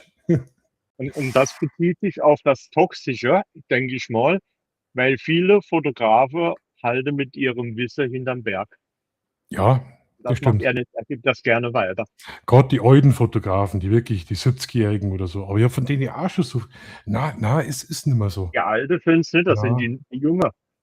Die Junge, die Okay. sich eine Kamera kaufen und fotografiere, keine Ahnung haben und sagen, die Kamera ist so gut, dann muss das Bild auch gut werden. Naja, das stimmt. Das stimmt. Und ihr könnt da gar nicht erklären, warum ihr Bild so gut war ist. Weil sie selbst nicht wissen. Oder in vielen Fällen nicht wissen. Aber das da muss ich dir nicht- ehrlich sagen, da habe ich, glaube ich, 100% positive Erfahrungen gemacht. Mir hat wirklich immer jeder geholfen und Tipps gegeben. Also, Ja, ich Ist- habe da auch noch nie Probleme gehabt. ja. OM wurde von bisherigen CEO als Hauptaktionär übernommen, ist wohl eher positiv zu sehen. Okay, keine Ahnung. OM System bin ich raus. Die waren Ich bin- schon immer gut Olympus. Ich bin jetzt eigentlich immer nur da in der Toxologie beschäftigt. Unser Format hat Schau mal. natürlich einen anderen Crop-Faktor. Es gibt sehr viele, die Vollformat-Objektive an APS-C nutzen. Ich Mhm. hatte mal in Facebook einen Kanal. Die meist benutzte Kamera war die Alpha 6000. Würde ich jetzt nicht bevorzugen, weil sie keinen Stabi hat. Eine Sony, das weiß ich schon, gell? Alles mit Alpha ist Sony. Aber ich benutze Vintage-Objektive auch in meiner MFT. Zum Beispiel für Tiere oder so. Nur mal, um das anzumerken. Ja. Wir müssen aber wieder zum richtigen Ego vielleicht nochmal zurückkehren. Ja. Zu den, ich sage jetzt mal, vielleicht auch bösen Fotografen. Die bösen Fotografen. Nein, wir haben es jetzt wirklich nach 10 Minuten haben wir es jetzt geschafft, dass wir wieder aufs Thema kommen. Klasse. Also, ich möchte jetzt wissen, wer die bösen Fotografen sind. Mit Namen und Anschrift möchte ich das. Bitte. Ich habe hier eine Alpha 1, geh weg. Nee. Nee. Also ich meine, die Fotografen, die ohne Rücksicht auf Verluste, und da muss ich jetzt in die Tierrichtung gehen. Oh ja. In die Tierrichtung? Michael Ritter, ich glaube, der redet von dir. Nee, Doch, ich glaube, der redet von Michael Knight. Ups. Das kam wieder Michael. Nee, Spaß. Sich nicht drum kümmern, was die Regeln sind. Ich war die Woche... Was sind die Regeln? Ich glaube in Thüringen oder so. In Michael Ritter, wo kommst du her? Wo kommst du her, Michael Knight? Also wir gehen jetzt hier bei die giftigen Fotografen, Wildlife und Thüringen. Also, Andi, ich glaube mir, Sich nicht drum kümmern, jetzt pass auf. was die Regeln sind. Okay. Ich war die Woche, ich weiß es gar nicht, war das, ich glaube in Thüringen oder so, sind Vogelfotografen einem Uhu-Pärchen so nah ans Nest aufgerückt, dass die Uhus die Brut aufgegeben haben, sogar ihre Jungen getötet haben und sind weggeflogen. Und Was? Nochmal das. Echt jetzt? das gibt's. Ein böser Fotograf ist der. Die haben die Jungen getötet und sind dann weggeflogen, weil die zu nah fotografiert haben. Die sind zu arg gestört worden, ja. Okay, krass. Okay. Das weiß ich nicht. Deswegen kann ich gar nichts dazu sagen. Krass. Und schau, was passiert ist. ich weiß es gar nicht, war das, ich glaube in Thüringen oder so, sind Vogelfotografen einem Uhu-Pärchen so nah ans Nest aufgerückt, dass die Uhus die Brut aufgegeben haben, sogar ihre Jungen getötet haben und sind weggeflogen. Und es gibt Regeln und ich würde sagen, die Natur muss drüber stehen und nicht das. Ja, das hat das Sven alles gesehen, oder? Passiert das sofort? Die sind gestört, killen die Vögel klein und fliegen weg, oder was? Mhm. Echt jetzt? Wow. Okay. Ja, aber ja, wenn man das nicht weiß, gell, dann ist das scheiße. Na gut, da muss man sich vorher informieren, gerade wenn man Wildlife fotografieren will. Ja. Ja, ich hätte es jetzt nicht gewusst. Wenn ich da jetzt so ein Eulenpärchen gesehen hätte, wäre ich auch nah hingegangen zu fotografieren. Ja, die sind dann schon wahrscheinlich extrem nah hingegangen. Nah und nah sind 2 Paar Schuhe. Also ich denke mal, wenn man mal kurz in die Nähe kommt und dann wieder verschwindet, dass die wieder ihre Ruhe hat, ist das in Ordnung.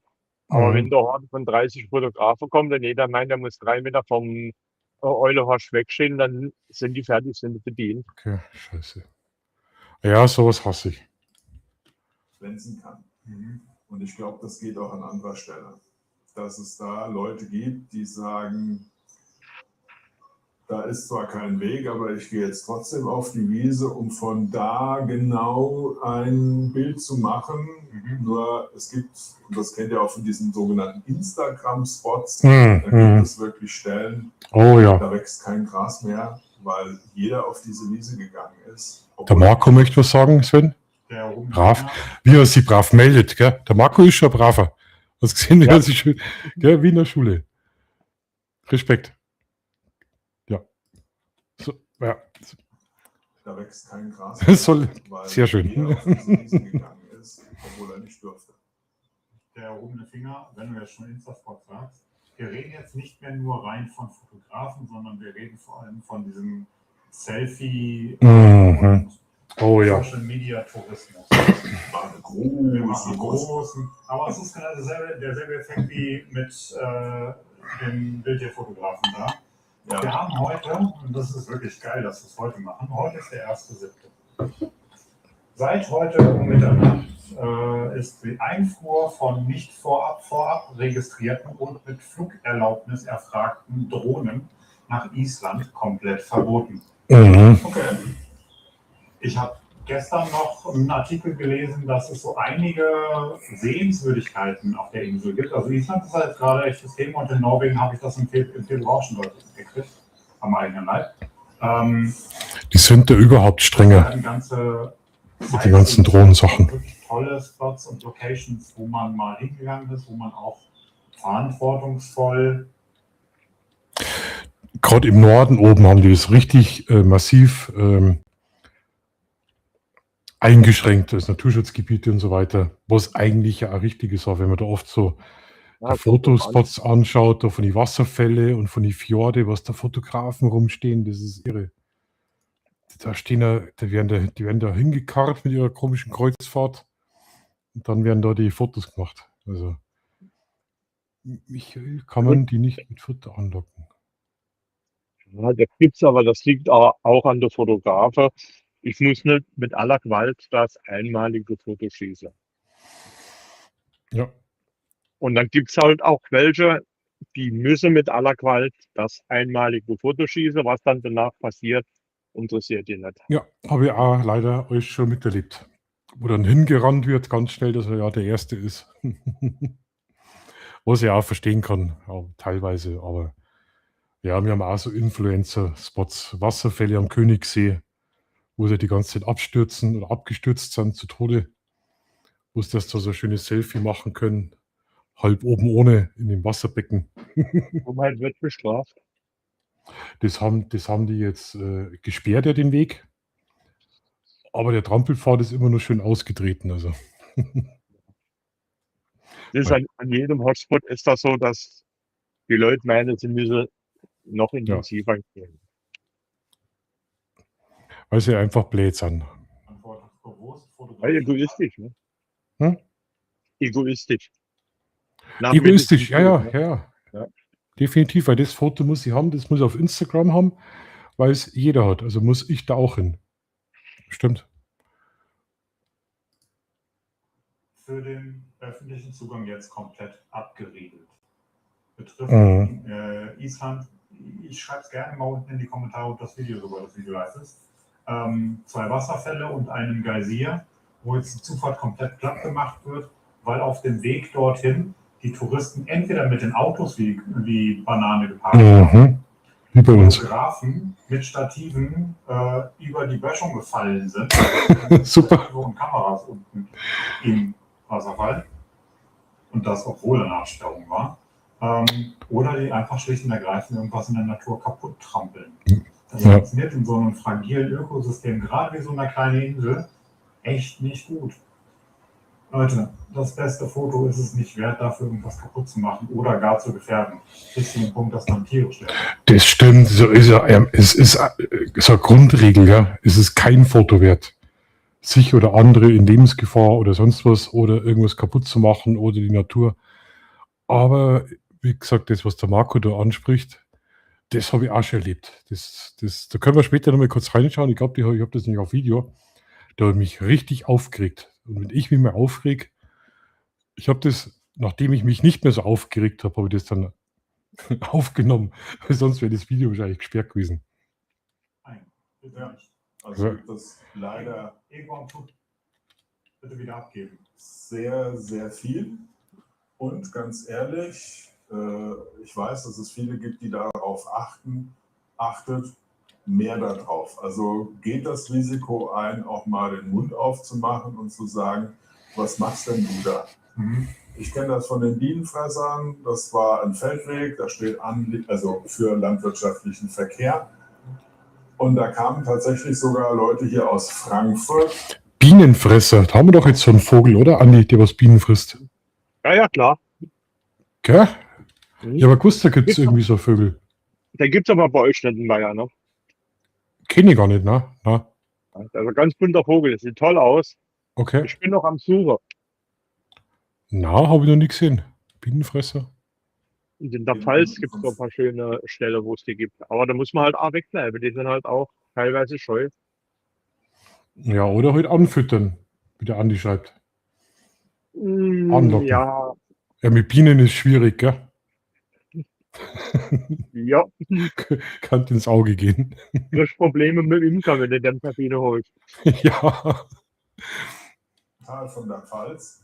Ja, wir dürfen hier hin, wir sind von der NABU, weil die NABU diese Beobachtungshütte für die Bienenfresser aufgestellt hat. Wir sind von der NABU Frankfurt, wir dürfen das. Nein, dürfen sie nicht. Aha. Und die Polizei ist da mittlerweile auch rigoros hinterher. Und ich habe da auch schon gesagt, Auto wegfahren. Die Hütte war schon kurz vor dem Schließen, was für alle von Nachteil ist, wenn man sich nicht dran hält, weil man glaubt, man kann, wenn ich jetzt noch links und rechts und noch ein bisschen weiter gehe, Okay. verbotenerweise ein besseres Bild machen. Es geht ja nur darum, ein Bild zu machen, was die anderen nicht machen. Ja, und im Zweifelsfall durch sein Verhalten zerstört man die Möglichkeit, dass überhaupt so weiter fotografiert werden kann. Man zerstört Location, man zerstört unter Umständen den Gro. Ja, das ist genau wie mit den Drohnen. Gell? Wenn einer mit den Drohnen laufend Scheiße baut, dann hast du irgendwann grundsätzlich, ja, dann ist ja der Drohnenflugverbot. Ja, wie mit allem, ne? Ja, genau. Also es gibt immer irgendwo schwarze Schafe und die versauen dann den ganzen Spaß für den Rest der Gemeinschaft, die verantwortungsvoll entweder mit der Natur umgeht oder mit dem Spot oder sonst was. Die sind immer die Leidtragenden. Oh.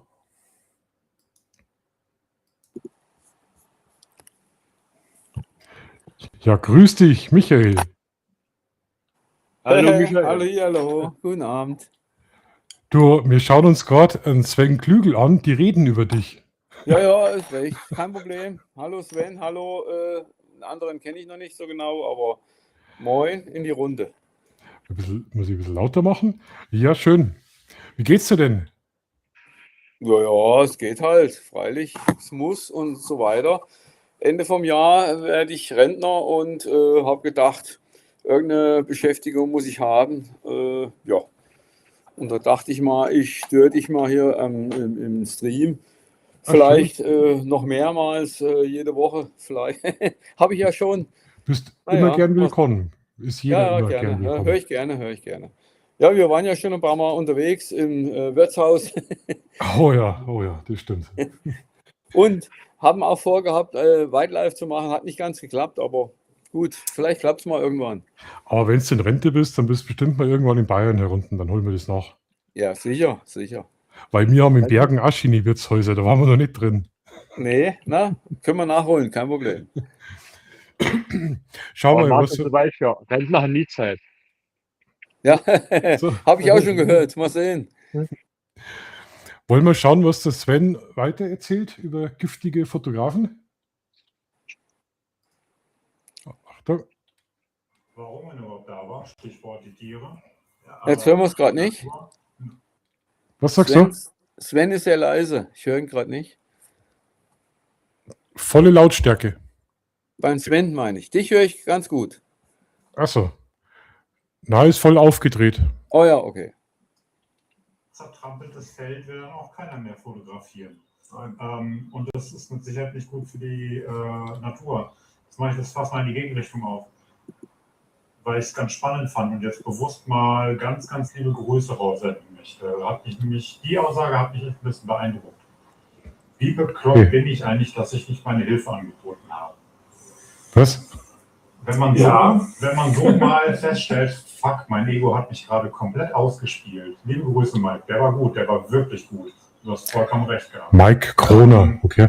Jemanden zu fotografieren, der mit schwerem Gepäck eine Treppe hochläuft, kann ein schönes Bild geben. Aber wenn das eine ältere Person ist, helfe ich der vielleicht wirklich mit dem Gepäck. Sehr, sehr guter Einwand. Selbiges gilt übrigens auch für offensichtlich hilfebedürftig, ich sage noch nicht hilflos. Verwahrlost ist ein böses Wort, aber ihr wisst, worauf ich hinaus will. Obdachlose, hilfebedürftige Menschen. So, da steige ich jetzt nicht ganz durch. Wir sind bei toxischen Fotografen, jetzt sind wir bei obdachlosen, verwahrlosten Menschen. Nein. Er meint, dass die Fotografie, die Streetfotografe auch oftmals Menschen in entwürdigende Positionen fotografieren. Verstehe jetzt, so wenn es in der Gasse einen Bettler hast oder so. Michael konnte Bayer in freier Wildbahn fotografieren. Habe ich gemacht. Hat Stimmt, super geklappt. Das stimmt. Ach, jetzt verstehe ich das. Ja, es kommt aber drauf an. Wenn ich das dokumentiere, zum Beispiel so eine Stadt und das Elend, dann ist es legitim. wenn ich das als Streetfoto mache, oder wo ich sage, es könnte ein cooles Motiv sein, der Bettler. Also ich würde mal sagen, wenn man mit den Leuten spricht und sagt, ich würde dich gerne fotografieren, du passt da wunderbar hin. Ich möchte das Leben tatsächlich zeigen, wie es ist. Ja, So und so will ich sie fotografieren und deshalb macht noch. Und dann gibt man noch einen Euro, dass ich einen Kaffee oder Kurzer holen kann und dann ist das in Ordnung. Aber wenn man die Leute einfach so fotografiert, ist schon schlecht. ja, sehe ich auch so. Ja. Aber jetzt habe ich Marco verstanden. Braver. Hier in Frankfurt, hier gibt es die komplette Couleur von Alles. obdachlos und gut gelaunt und in der Lage, sich selbst zu versorgen, Mhm. über leichter Filmriss, über heute ist Samstag, ich habe keine Ahnung, wie ich hier gelandet bin. Nicht fotografieren bitte. Lieber den Leuten helfen, bringt den Kaffee, seht zu, dass sie in ihre Bahn nach Hause kommen, sofern es ein Zuhause gibt. Sonst bringt ihnen nur einen Kaffee, rettet damit den Tag. Es ist sehr viel Mehrwert als ein scheiß Foto. Es gibt übrigens, habe ich mir die Woche gespeichert, da war Instagram mal wieder positiv. Gerade, es war jetzt hier super heiß, ich weiß jetzt nicht, wann das Video rauskommt, aber vor 3 Tagen, Sonntag, waren auch 40 Grad, 41 Grad Hitzerekorde. Und es gibt zum Beispiel in Frankfurt auch ein Telefon, wenn man sieht, dass da jemand irgendwo liegt und scheinbar schläft, vielleicht ist er auch einfach nur dehydriert. Polizei anrufen, Rettungswagen anrufen, die wissen. Was gibt es so einen Hitzebus? Habe ich auch noch nie gehört. Kennt ihr einen Hitzebus? Noch nie gehört, ne? Respekt. Auch, also die Nummer habe ich jetzt nicht auswendig im Kopf, aber ich habe sie mir dann gespeichert. Wenn ich dran denke, blende ich es euch ein. Aber generell, wenn ihr was seht, auch was Negatives, ruft einfach die Polizei an. Helfen. Bringt euch selber nicht in Gefahr, weil es gibt hier auch Ecken in Frankfurt, wo man sagt, okay, Ja, das glaube ich. Vorsicht, aber Hilfe ist, glaube ich, was das Miteinander statt Ego, um wieder auf das eigentliche Thema mal zu kommen. Viele sind nur noch Ego. Wir wissen das auf der Autobahn, wir wissen das im Zug. Ja, aber Sven, wir sind bei toxisch, Ticket gekauft, nicht aber Ego. deine Tasche für den Nachbar tut's nicht. Eine Runde Ego kenne ich noch und die ist ganz, ganz übel an manchen Stellen. Jetzt bin ich gespannt. Porträtfotografen. Ja. Das Allerschlimmste. So berufsmäßige Hochzeits- oder Porträtfotografen. Die hasse ich wie die Pest. Kennst du das auch? Wenn die irgendwo am Spot stehen, 3 Stunden, wie als ob sie den hinter sie gekauft hätten. Oh ja. Soll es dort stehen, stört mich nicht. Ich kann mich auch dazu stellen. Da kann die Prost, da kann die ausflippen bei sowas. Echt. Ja, da Was bin ich schmerzfrei. Die Handyknipser sind ja gleich weg, aber die machen da komplettes Model-Shooting draus. Und du stehst da und wartest und stehst, das ist denen so scheißegal. Und wie du sagst was. Na gut, die verdienen ja Geld damit, ne? Ja, und könnte ich auch. Woher weißt du das? Wenn ich irgendwo an der Natur stehe, was ein bekannter Spot ist, dann stehe ich doch nicht 3 Stunden da rum, oder? Das ist Normal, ne? toxisch. Dieses, ich habe dich als Model gebucht, stell dich mal dahin, beweg dich mal so. Wenn die dann wieder, ich sage bewusst die, weil oft genug ist es ist nicht böse gemeint, aber unsere Altersklasse und vielleicht ein paar Jahre drüber, Herr mit seiner Kamera, du weißt, worauf ich hinaus will, ne? Zieh mal das Dekolleté ein bisschen runter, ich will das auf den Fotos, rauskommen. Jungs, wenn ihr sowas hört und ihr der Meinung seid, ihr seid damit richtig, kommt gerne mal zu mir und sagt mir ins Gesicht, dass ihr sowas mögt. Wir regeln das dann. Nee, Spaß beiseite. Verhaltet euch bitte respektvoll und menschlich einem Model, einer Szenerie, einem Tier, einer Landschaft gegenüber. Völlig egal, das ist immer dasselbe Spiel. Behandelt das, was ihr fotografiert, bitte so, wie ihr auch behandelt werden wollt. Niemand klettert über euch rüber, niemand lacht über euch. Also, wenn sie es tun. Da war doch das mal so in Verruf. Oh ja, schau, das ist das Torpedorohr. Ja, Alec. Schnell mal ablenken von irgendwelchen Foto-Quatschrei. Coolness-Faktor 100% mit dem Teil. Bonus. So, Da waren noch mal so Fotos so verschrien, wo die so Insekten angesprüht haben mit Flaschen extra, damit die so Das Perlen. war kühl. Was war das? Das war zum Kühlen. Da wären die Insekten abgekühlt, da können sie sich nicht mehr so schnell bewegen. nee, ich glaube, das war anders. Das war kein Abkühlung, das war kein Eispray. Das ist Glycerin, gibt's da. Glycerin Ja, kannst du aussprühen und dann laufen die Perlen nicht so weg, die bleiben sozusagen auf dem genau. Objekt, ja. also auf dem Insekt in dem Das Fall. meine ich, wo die Leute gesagt haben, das ist Tierquälerei, das Ding Ja, extra das ist auch, einsprühen. Das ist Also, Tierquälerei. das stimmt. Sowas macht man nicht. Das ist auch keine Sache, die man da verfolgen muss oder sowas. Das ist totaler Quatsch. ja. Aber jetzt haben wir noch 5 Minuten, ziehen wir so durch, dann haben wir einen Svenny erledigt. Hört auch bitte auch als Modelfotografen, die auch so Street-Shootings und solche Geschichten, die Leute rumzukommandieren oder gar irgendwelche dummen, anzüglichen Sprüchlein zu bringen. Ja. Ihr verbrennt uns allen den Ruf, weil in dem Augenblick, wo ihr einer oder ein so ein Model dann sagt, ey, der Fotograf war eine Katastrophe, meint ihr wirklich, die lässt nochmal so ein Shooting zu? Meint ihr wirklich, irgendwer anders wird nach der Erzählung von ihr dann mit demselben oder mit anderen Fotografen in irgendeiner Form sowas machen wollen? Okay, habe bis jetzt so kein Problem damit gehabt. Zu allem. Gott hat mich heute einen, wir haben es alle lieb. Der redet mich hier in Grund und Boden. Ja, rede da. Also, Ist für den Sven mal ungewöhnlich, gell? Wenn er nicht die ganze Zeit quatschen kann. Ah, super. Also das mit dem Model habe ich noch nie gehabt, so Probleme. Ich würde ja nie mit einem Menschen so quatschen, aber glaubst du, es gibt solche Modelfotografen? Ja, Nicht so. natürlich. Unmöglich.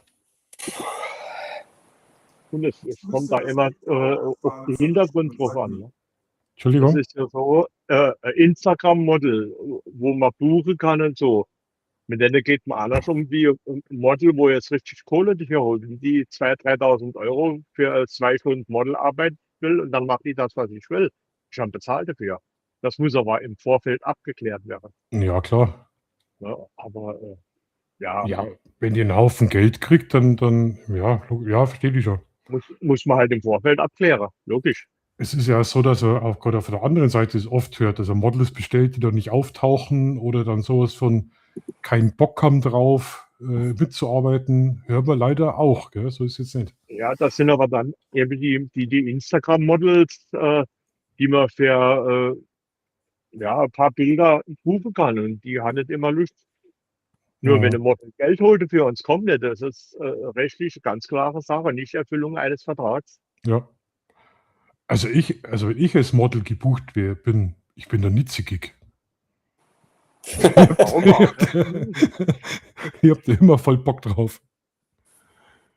Schau mal. setzt euch richtig hin. Nicht nur am Smartphone tippen. Das ist nämlich meistens so, nee, da schreibe ich nicht so viel. Setzt euch an den Rechner, diktiert es, wenn ihr wollt, wenn ihr ein Mikrofon habt, das gibt ja heute auch die Möglichkeit. Haut raus. Und ja, ich bin mal sehr gespannt, was ihr vielleicht auch für Erlebnisse hattet, die ich erlebt habe, so nach dem Motto, das machst du jetzt nicht weiter hier. Ja, cool. Ja, cool. Also schaut beim Sven und beim Marco mal vorbei auf dem Kanal, abonnieren, bla bla bla. Finde die eigentlich war es ein interessantes Video mal. Nicht so technisch, aber ich habe das ein bisschen vermisst. Ich habe jetzt wirklich gedacht, da gibt es jetzt die giftigsten Stories, Geschichten. Aber Nee. Wo sollen die herkommen? naja. Warte, beenden. Stopp.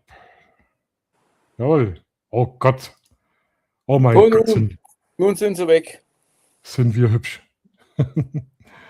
Ich darf bloß nicht vergessen, dass ich den Kanal dann noch verlinke. Ja, also mir ist das, wie gesagt, auch schon passiert am Hintersee. Total schöner Spot. Ihr kennt das Foto alle mit dem Felsen, mit dem Baum im Wasser. tausendmal schon tot fotografiert. Und dann steht er gerade dort und möchte fotografieren. Und dann kommt ihm so eine professionelle Fotografin mit so einem Pärchen und haben da so Hochzeitsfotografie oder so gemacht. Haben sie bei mir Bolzen mitten in den Weg rein. Es war denen so scheißegal. Normalsterblicher ist in 5 Minuten mit dem Foto fertig, oder? Der hätte doch normalerweise gewartet, oder? 5 Minuten und hätte dann den Spot. Aber nicht einfach. Ich hätte können warten, bis ich fertig bin.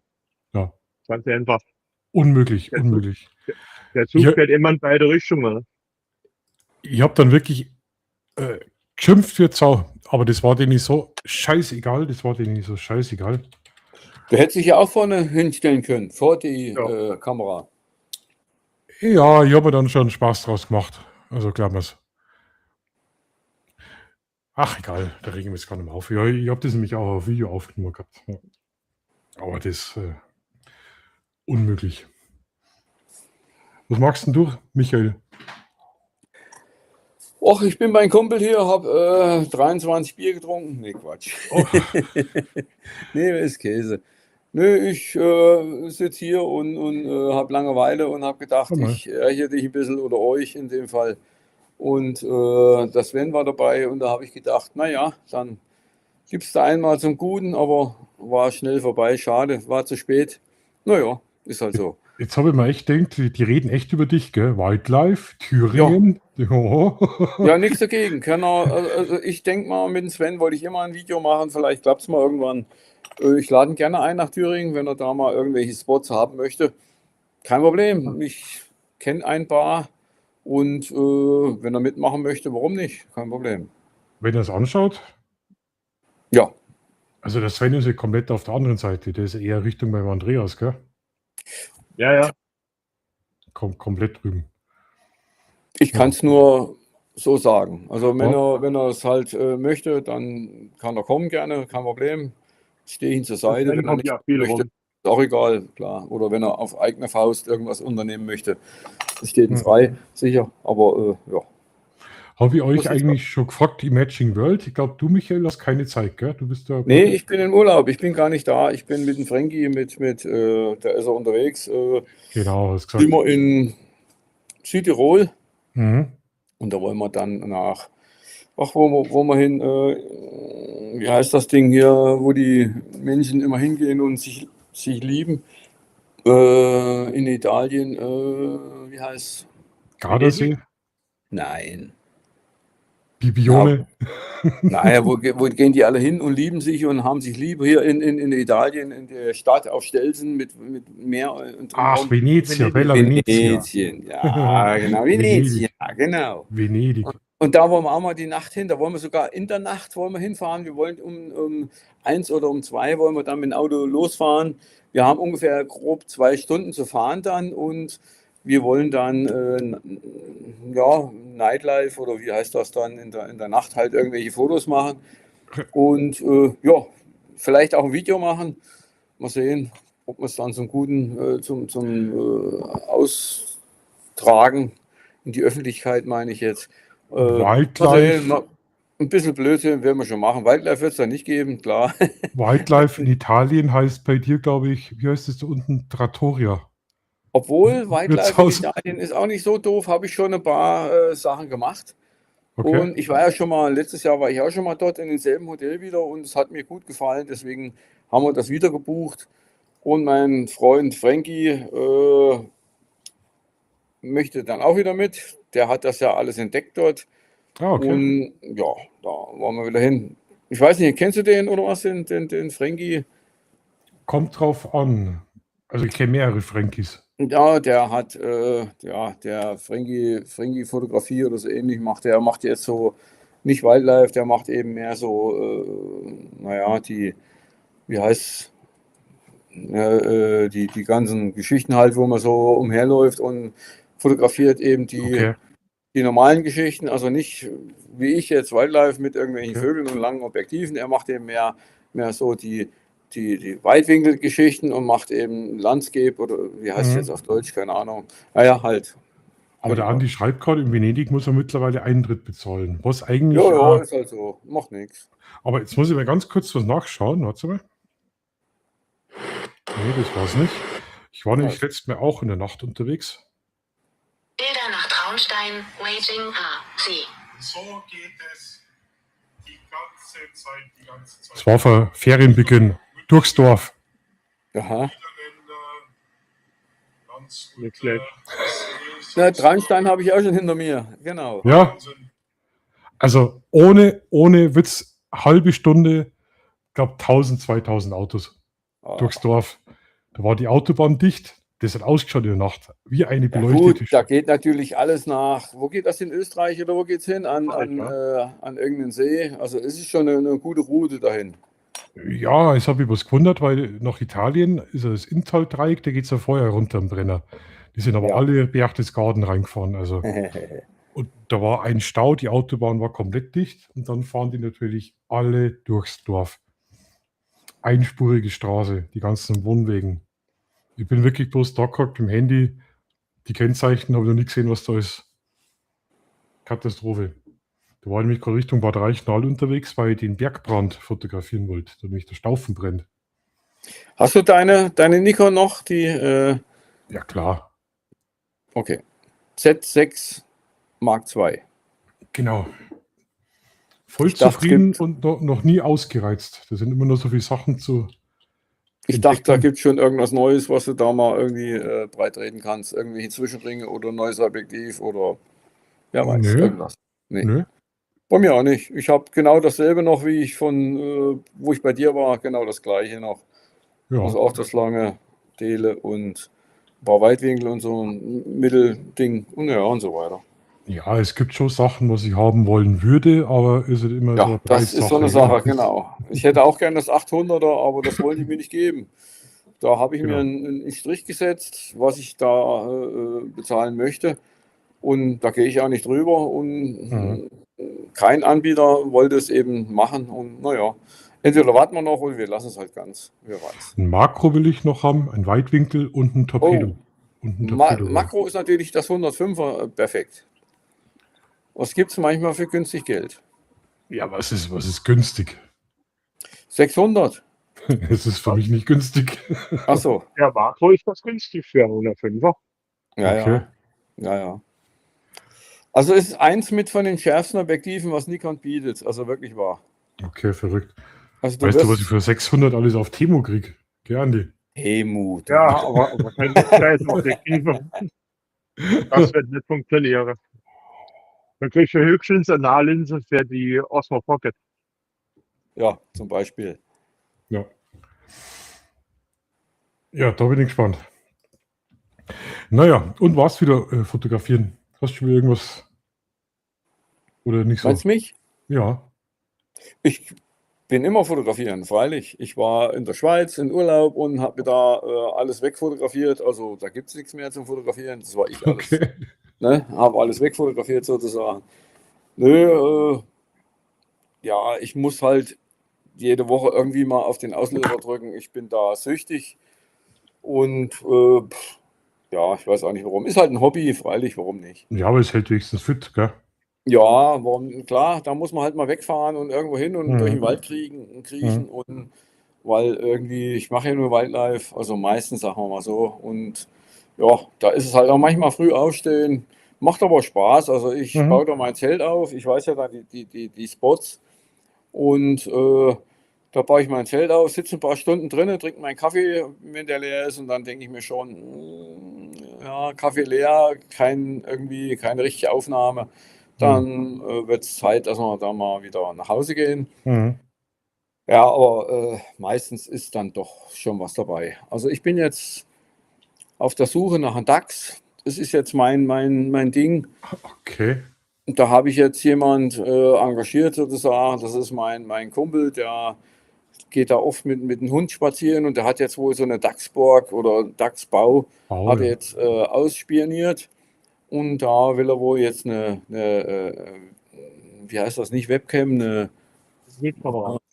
Ja, genau. Ja. Ja, eben, das möchte er da jetzt hinhängen, weil ich muss ja dann grob wissen, wann kommt die raus, abends 19, 8 oder 20 Ja. Uhr kommt die raus und wo muss ich mich dann hin positionieren und das spottet er jetzt aus sozusagen und Okay. dann probiere ich mal, ob ich ein paar Dachsbilder kriege. Ein Zelt habe ich ja, also das bin ich ja gewöhnt, ja, längere Zeit. Du darfst im aber Zelt. aufpassen, gell? So ein Dachs kann richtig aggressiv sein, gell? Ja, ist recht, wäre schön.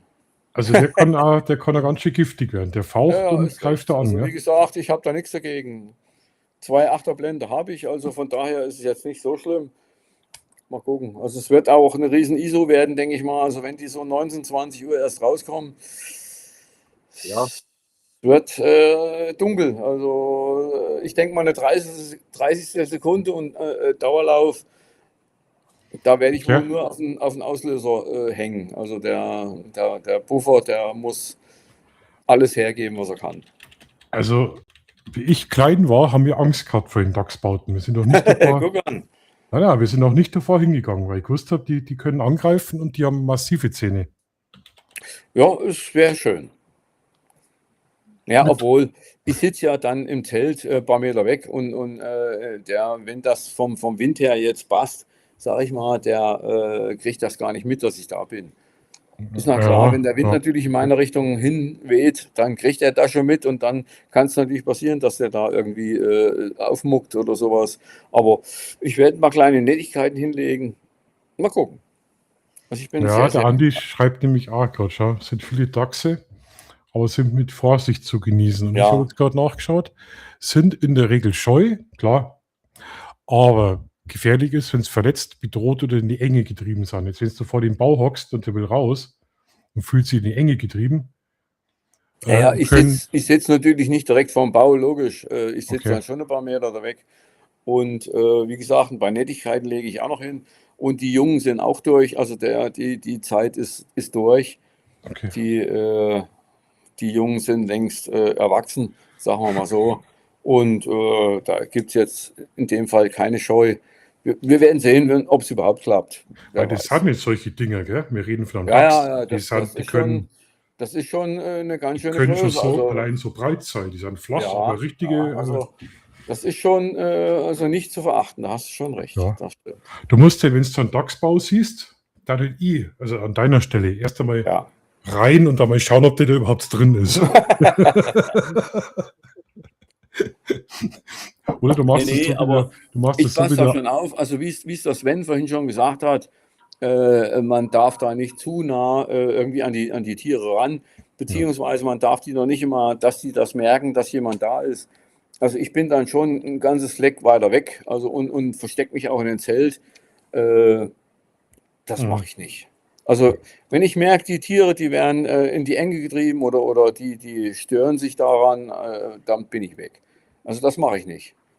Da habe ich die Tiere. Du musst halt, wo habe ich jetzt? Du musst halt das Handy nehmen. Du musst das Handy nehmen. Mit der Hand musst du in den Dachsbau, Ja. Dachs und dann ganz schnell Selfie. Ja, genau. Am Schwanz rausziehen. Genau. Perfekt. Das mache ich nicht, nee. Und dann am besten so ein Vorher-Nachher-Foto von dir. Mit Nase und ohne Nase. Ja. Ja, klasse. Ja, dann bist du da wirklich so viel unterwegs. Ich bin gerne unterwegs. Also wenn der sagt, ich müsste mitten in der Nacht kommen oder früh um 4, mir total egal. Also ich gehe hin, wie es eben passt. Bin ich letztes Mal auch, und zwar am Freitag. Fotowalk, ganz normalen Fotowalk. Ich habe das schon so lange nicht mehr gemacht. Das habe ich gar nicht so bemerkt, das mit der ganzen Drohnengeschichte und so weiter, dass ich schon lange nicht mehr fotografieren war.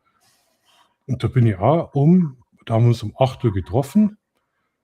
Dann bin ich, glaube ich, wirklich schon um 6 oder was aufgestanden. Ja. War noch absolut Ruhe, Stille überall in der Stadt. War noch nichts los. Ja, war richtig angenehm. Mache ich ja auch. Ich gehe ja viel um 4 oder um 5 oder sowas raus, wenn es noch richtig dunkel ist, weil es dauert ja auch eine Zeit, bis ich das Zelt aufgestellt habe und sowas. Und da ist null, da ist gar nichts los, gar nichts. Ja. Da stehen manchmal die Rehe mitten auf der Straße, die strahle ich dann mit meiner Taschenlampe an. Interessiert die gar nicht. Also Ja. da merkt man erst einmal, die haben noch gar keine Menschen gesehen oder sowas. Ja. Das ist schon krass. Und das macht Spaß. Also dann gehört man dahin und Genau.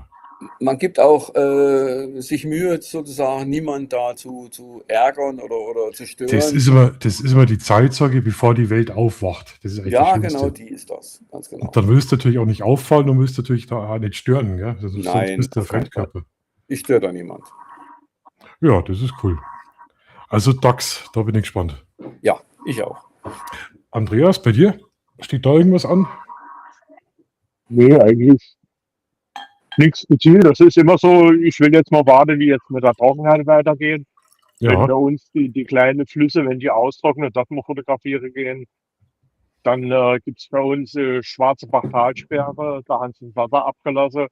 Die okay. ist jetzt kein See mehr, da ist alles grün, alles bestrüpp und dort muss ein bisschen fotografieren gehen. Also Das bei geht uns noch. geht so kleine Aber wenn- Ententeiche und so, die trocknen bei uns auch im Sommer hin und wieder mal aus. Ja. Aber Und sonst, ansonsten bei der Hitze kann ich eh nicht raus. Da spielt der Kreislauf nicht mehr mit. hm, Da muss ich zwar entweder früh morgens oder abends. Ja. du, das merke ich vorher auch schon, gell? Ja. Früher bist du als Kind da bei 30 Grad draußen rumgelaufen, das hat dich gar nicht gestört, im Gegenteil. Heute denkst du, schön, wenn du einkaufen kommst für 30, 35 Grad, kurz fix. Ich gehe erst wieder im Oktober vor die Tür. Das machen wir nicht. Aber es ist jetzt wieder bald rum, also die Temperatur bleibt jetzt nicht mehr lang. Ja, Noch 3 Wochen oder so, dann wird es schon wieder angenehmer. aber du müsstest doch jetzt eigentlich die Chance nutzen, wenn jetzt bei euch überall so Niedrigwasser ist und das ganze Schwemmholz sammeln. Ne? So wie Warum? ja, der Nachbar hat da auch so ein Schwemmholzteil aufgestellt, oder? So ein Fall. Ja, aber ich habe keinen Garten. Achso, du hast keinen Garten. Nein, ich habe nur eine Terrasse und dort habe ich dann ein Stück, wo ich dann mein Bonsai platziert habe. Und das Okay.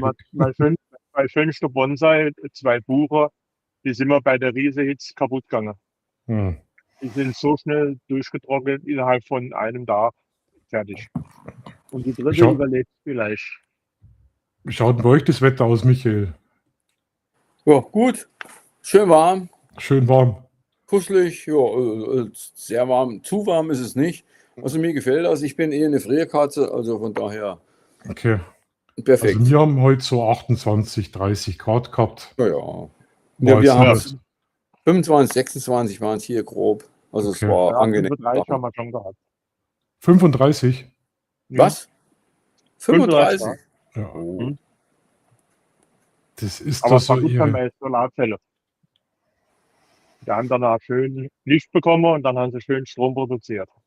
Da Das war brauchst du ja halt, mit der Solarzelle, musst du wieder Strom produzieren, dass wieder die Klimaanlage läuft und die Kälte macht. Genau. Ja, warum nicht? Die Klimaanlage kann ich aber auch laufen, wenn ich keine Solarzelle habe. Das kostet Ah, mich ja, auch. okay. Ja. Ich habe mir jetzt noch ein neues Balkonkraftwerk gestellt von Anker. Da bin ich mal gespannt. Mit dem anständigen Speicher dazu. Da ist ja im Moment keine Mehrwertsteuer drauf. Ja, Also Speicher, also Batterie ist dabei, also so ein Zwischenspeicher. ja, oder was? Ah ja, okay. 5000 Ampere, Ja, nee, ja. 5000 Wattstunde ist dabei und kann ja erweitern auf 30.000. Und, Ja, ich weiß nicht, du kannst ja merkst ja selber, wie lange das hält, wenn man dann Genau, ja. ohne Strom, also einen Strom kappt und dann davon leben muss, sozusagen. Genau. Ja, im Moment habe ich 17.000 Wattstunde und dann kommen noch die 5.000 dazu. Da komme ich gut hin. Und im Winter werde ich mal probieren, mit der Klimaanlage zu heizen. Und das ist ja auch nicht schlecht. Weil mein Holzofen, den hat man der Schornsteinfeger zugemacht. Ich bräuchte ein neuer Filter und wenn ich einen neuer Filter reinmache, taugt mein Kamin nichts, der hat zu großer Durchmesser. Dann müsste ich inneren einen neuer Kamin machen und dann sagt, nein, dann muss ich 30 Jahre noch leben, dass ich das überhaupt anfange zu rentieren. Das mache ich nicht. Da heizt ich mit der Klimaanlage und ziehe meinen Strom übers Licht. Also so ist dann oder fahre weg. und um den Kamin am besten noch ein neues Haus bauen, oder? Das wäre noch am einfachsten. Super. Ja, das ist halt. Wir haben halt immer schärfere Gesetze, wir müssen halt allein das Klima retten auf der Welt. Ja. Und das ist mir egal. Da fahren ich dann einfach nach Spanien, da nicht mehr hoch. Spanien. Wenn noch was, ich weiß gar nicht, wie gesagt, ich habe Nachrichten gar nicht mehr geschaut. Brennst du noch in Spanien, Frankreich? Ja. Immer noch so ein bisschen schlimm. noch. Ja, so schlimm nicht mehr, ein bisschen noch. Die haben schon einiges gelöscht. Aber Ah, jetzt okay. fahre ich nach Marokko und gehe in die Sahara. Da kannst du nicht brennen. Weil irgendwie kriegt man da gar nichts mehr mit. Also ich habe da nichts mehr jetzt in den Nachrichten großartig gehört. Ja, 25 bis 28 Grad bei mir, ab morgen wieder 30. Genau, morgen soll es ja wieder wärmer werden. Und im Laufe der Woche soll es in Richtung 40. Super. Ja, Oh, nee. Bin ja eher so der Nordpol-Typ. du brauchst nur hoch in die Berge zu gehen. Das ist kühler, als ich auf dem Kletterbruch. Ah. Naja, Wie aber so gesagt, ich kühl. bin die Frierkatze, also mir kann es nicht warm genug sein. Ja, verrückt. Na. So, jetzt haben wir das wirklich gleich geschafft. In 5 Minuten haben wir wieder 2 Stunden voll gemacht. Und wir haben uns heute sogar mein Video zusammen angeschaut. Das war ja cool. Habe ich auch noch nicht gemacht. Ja.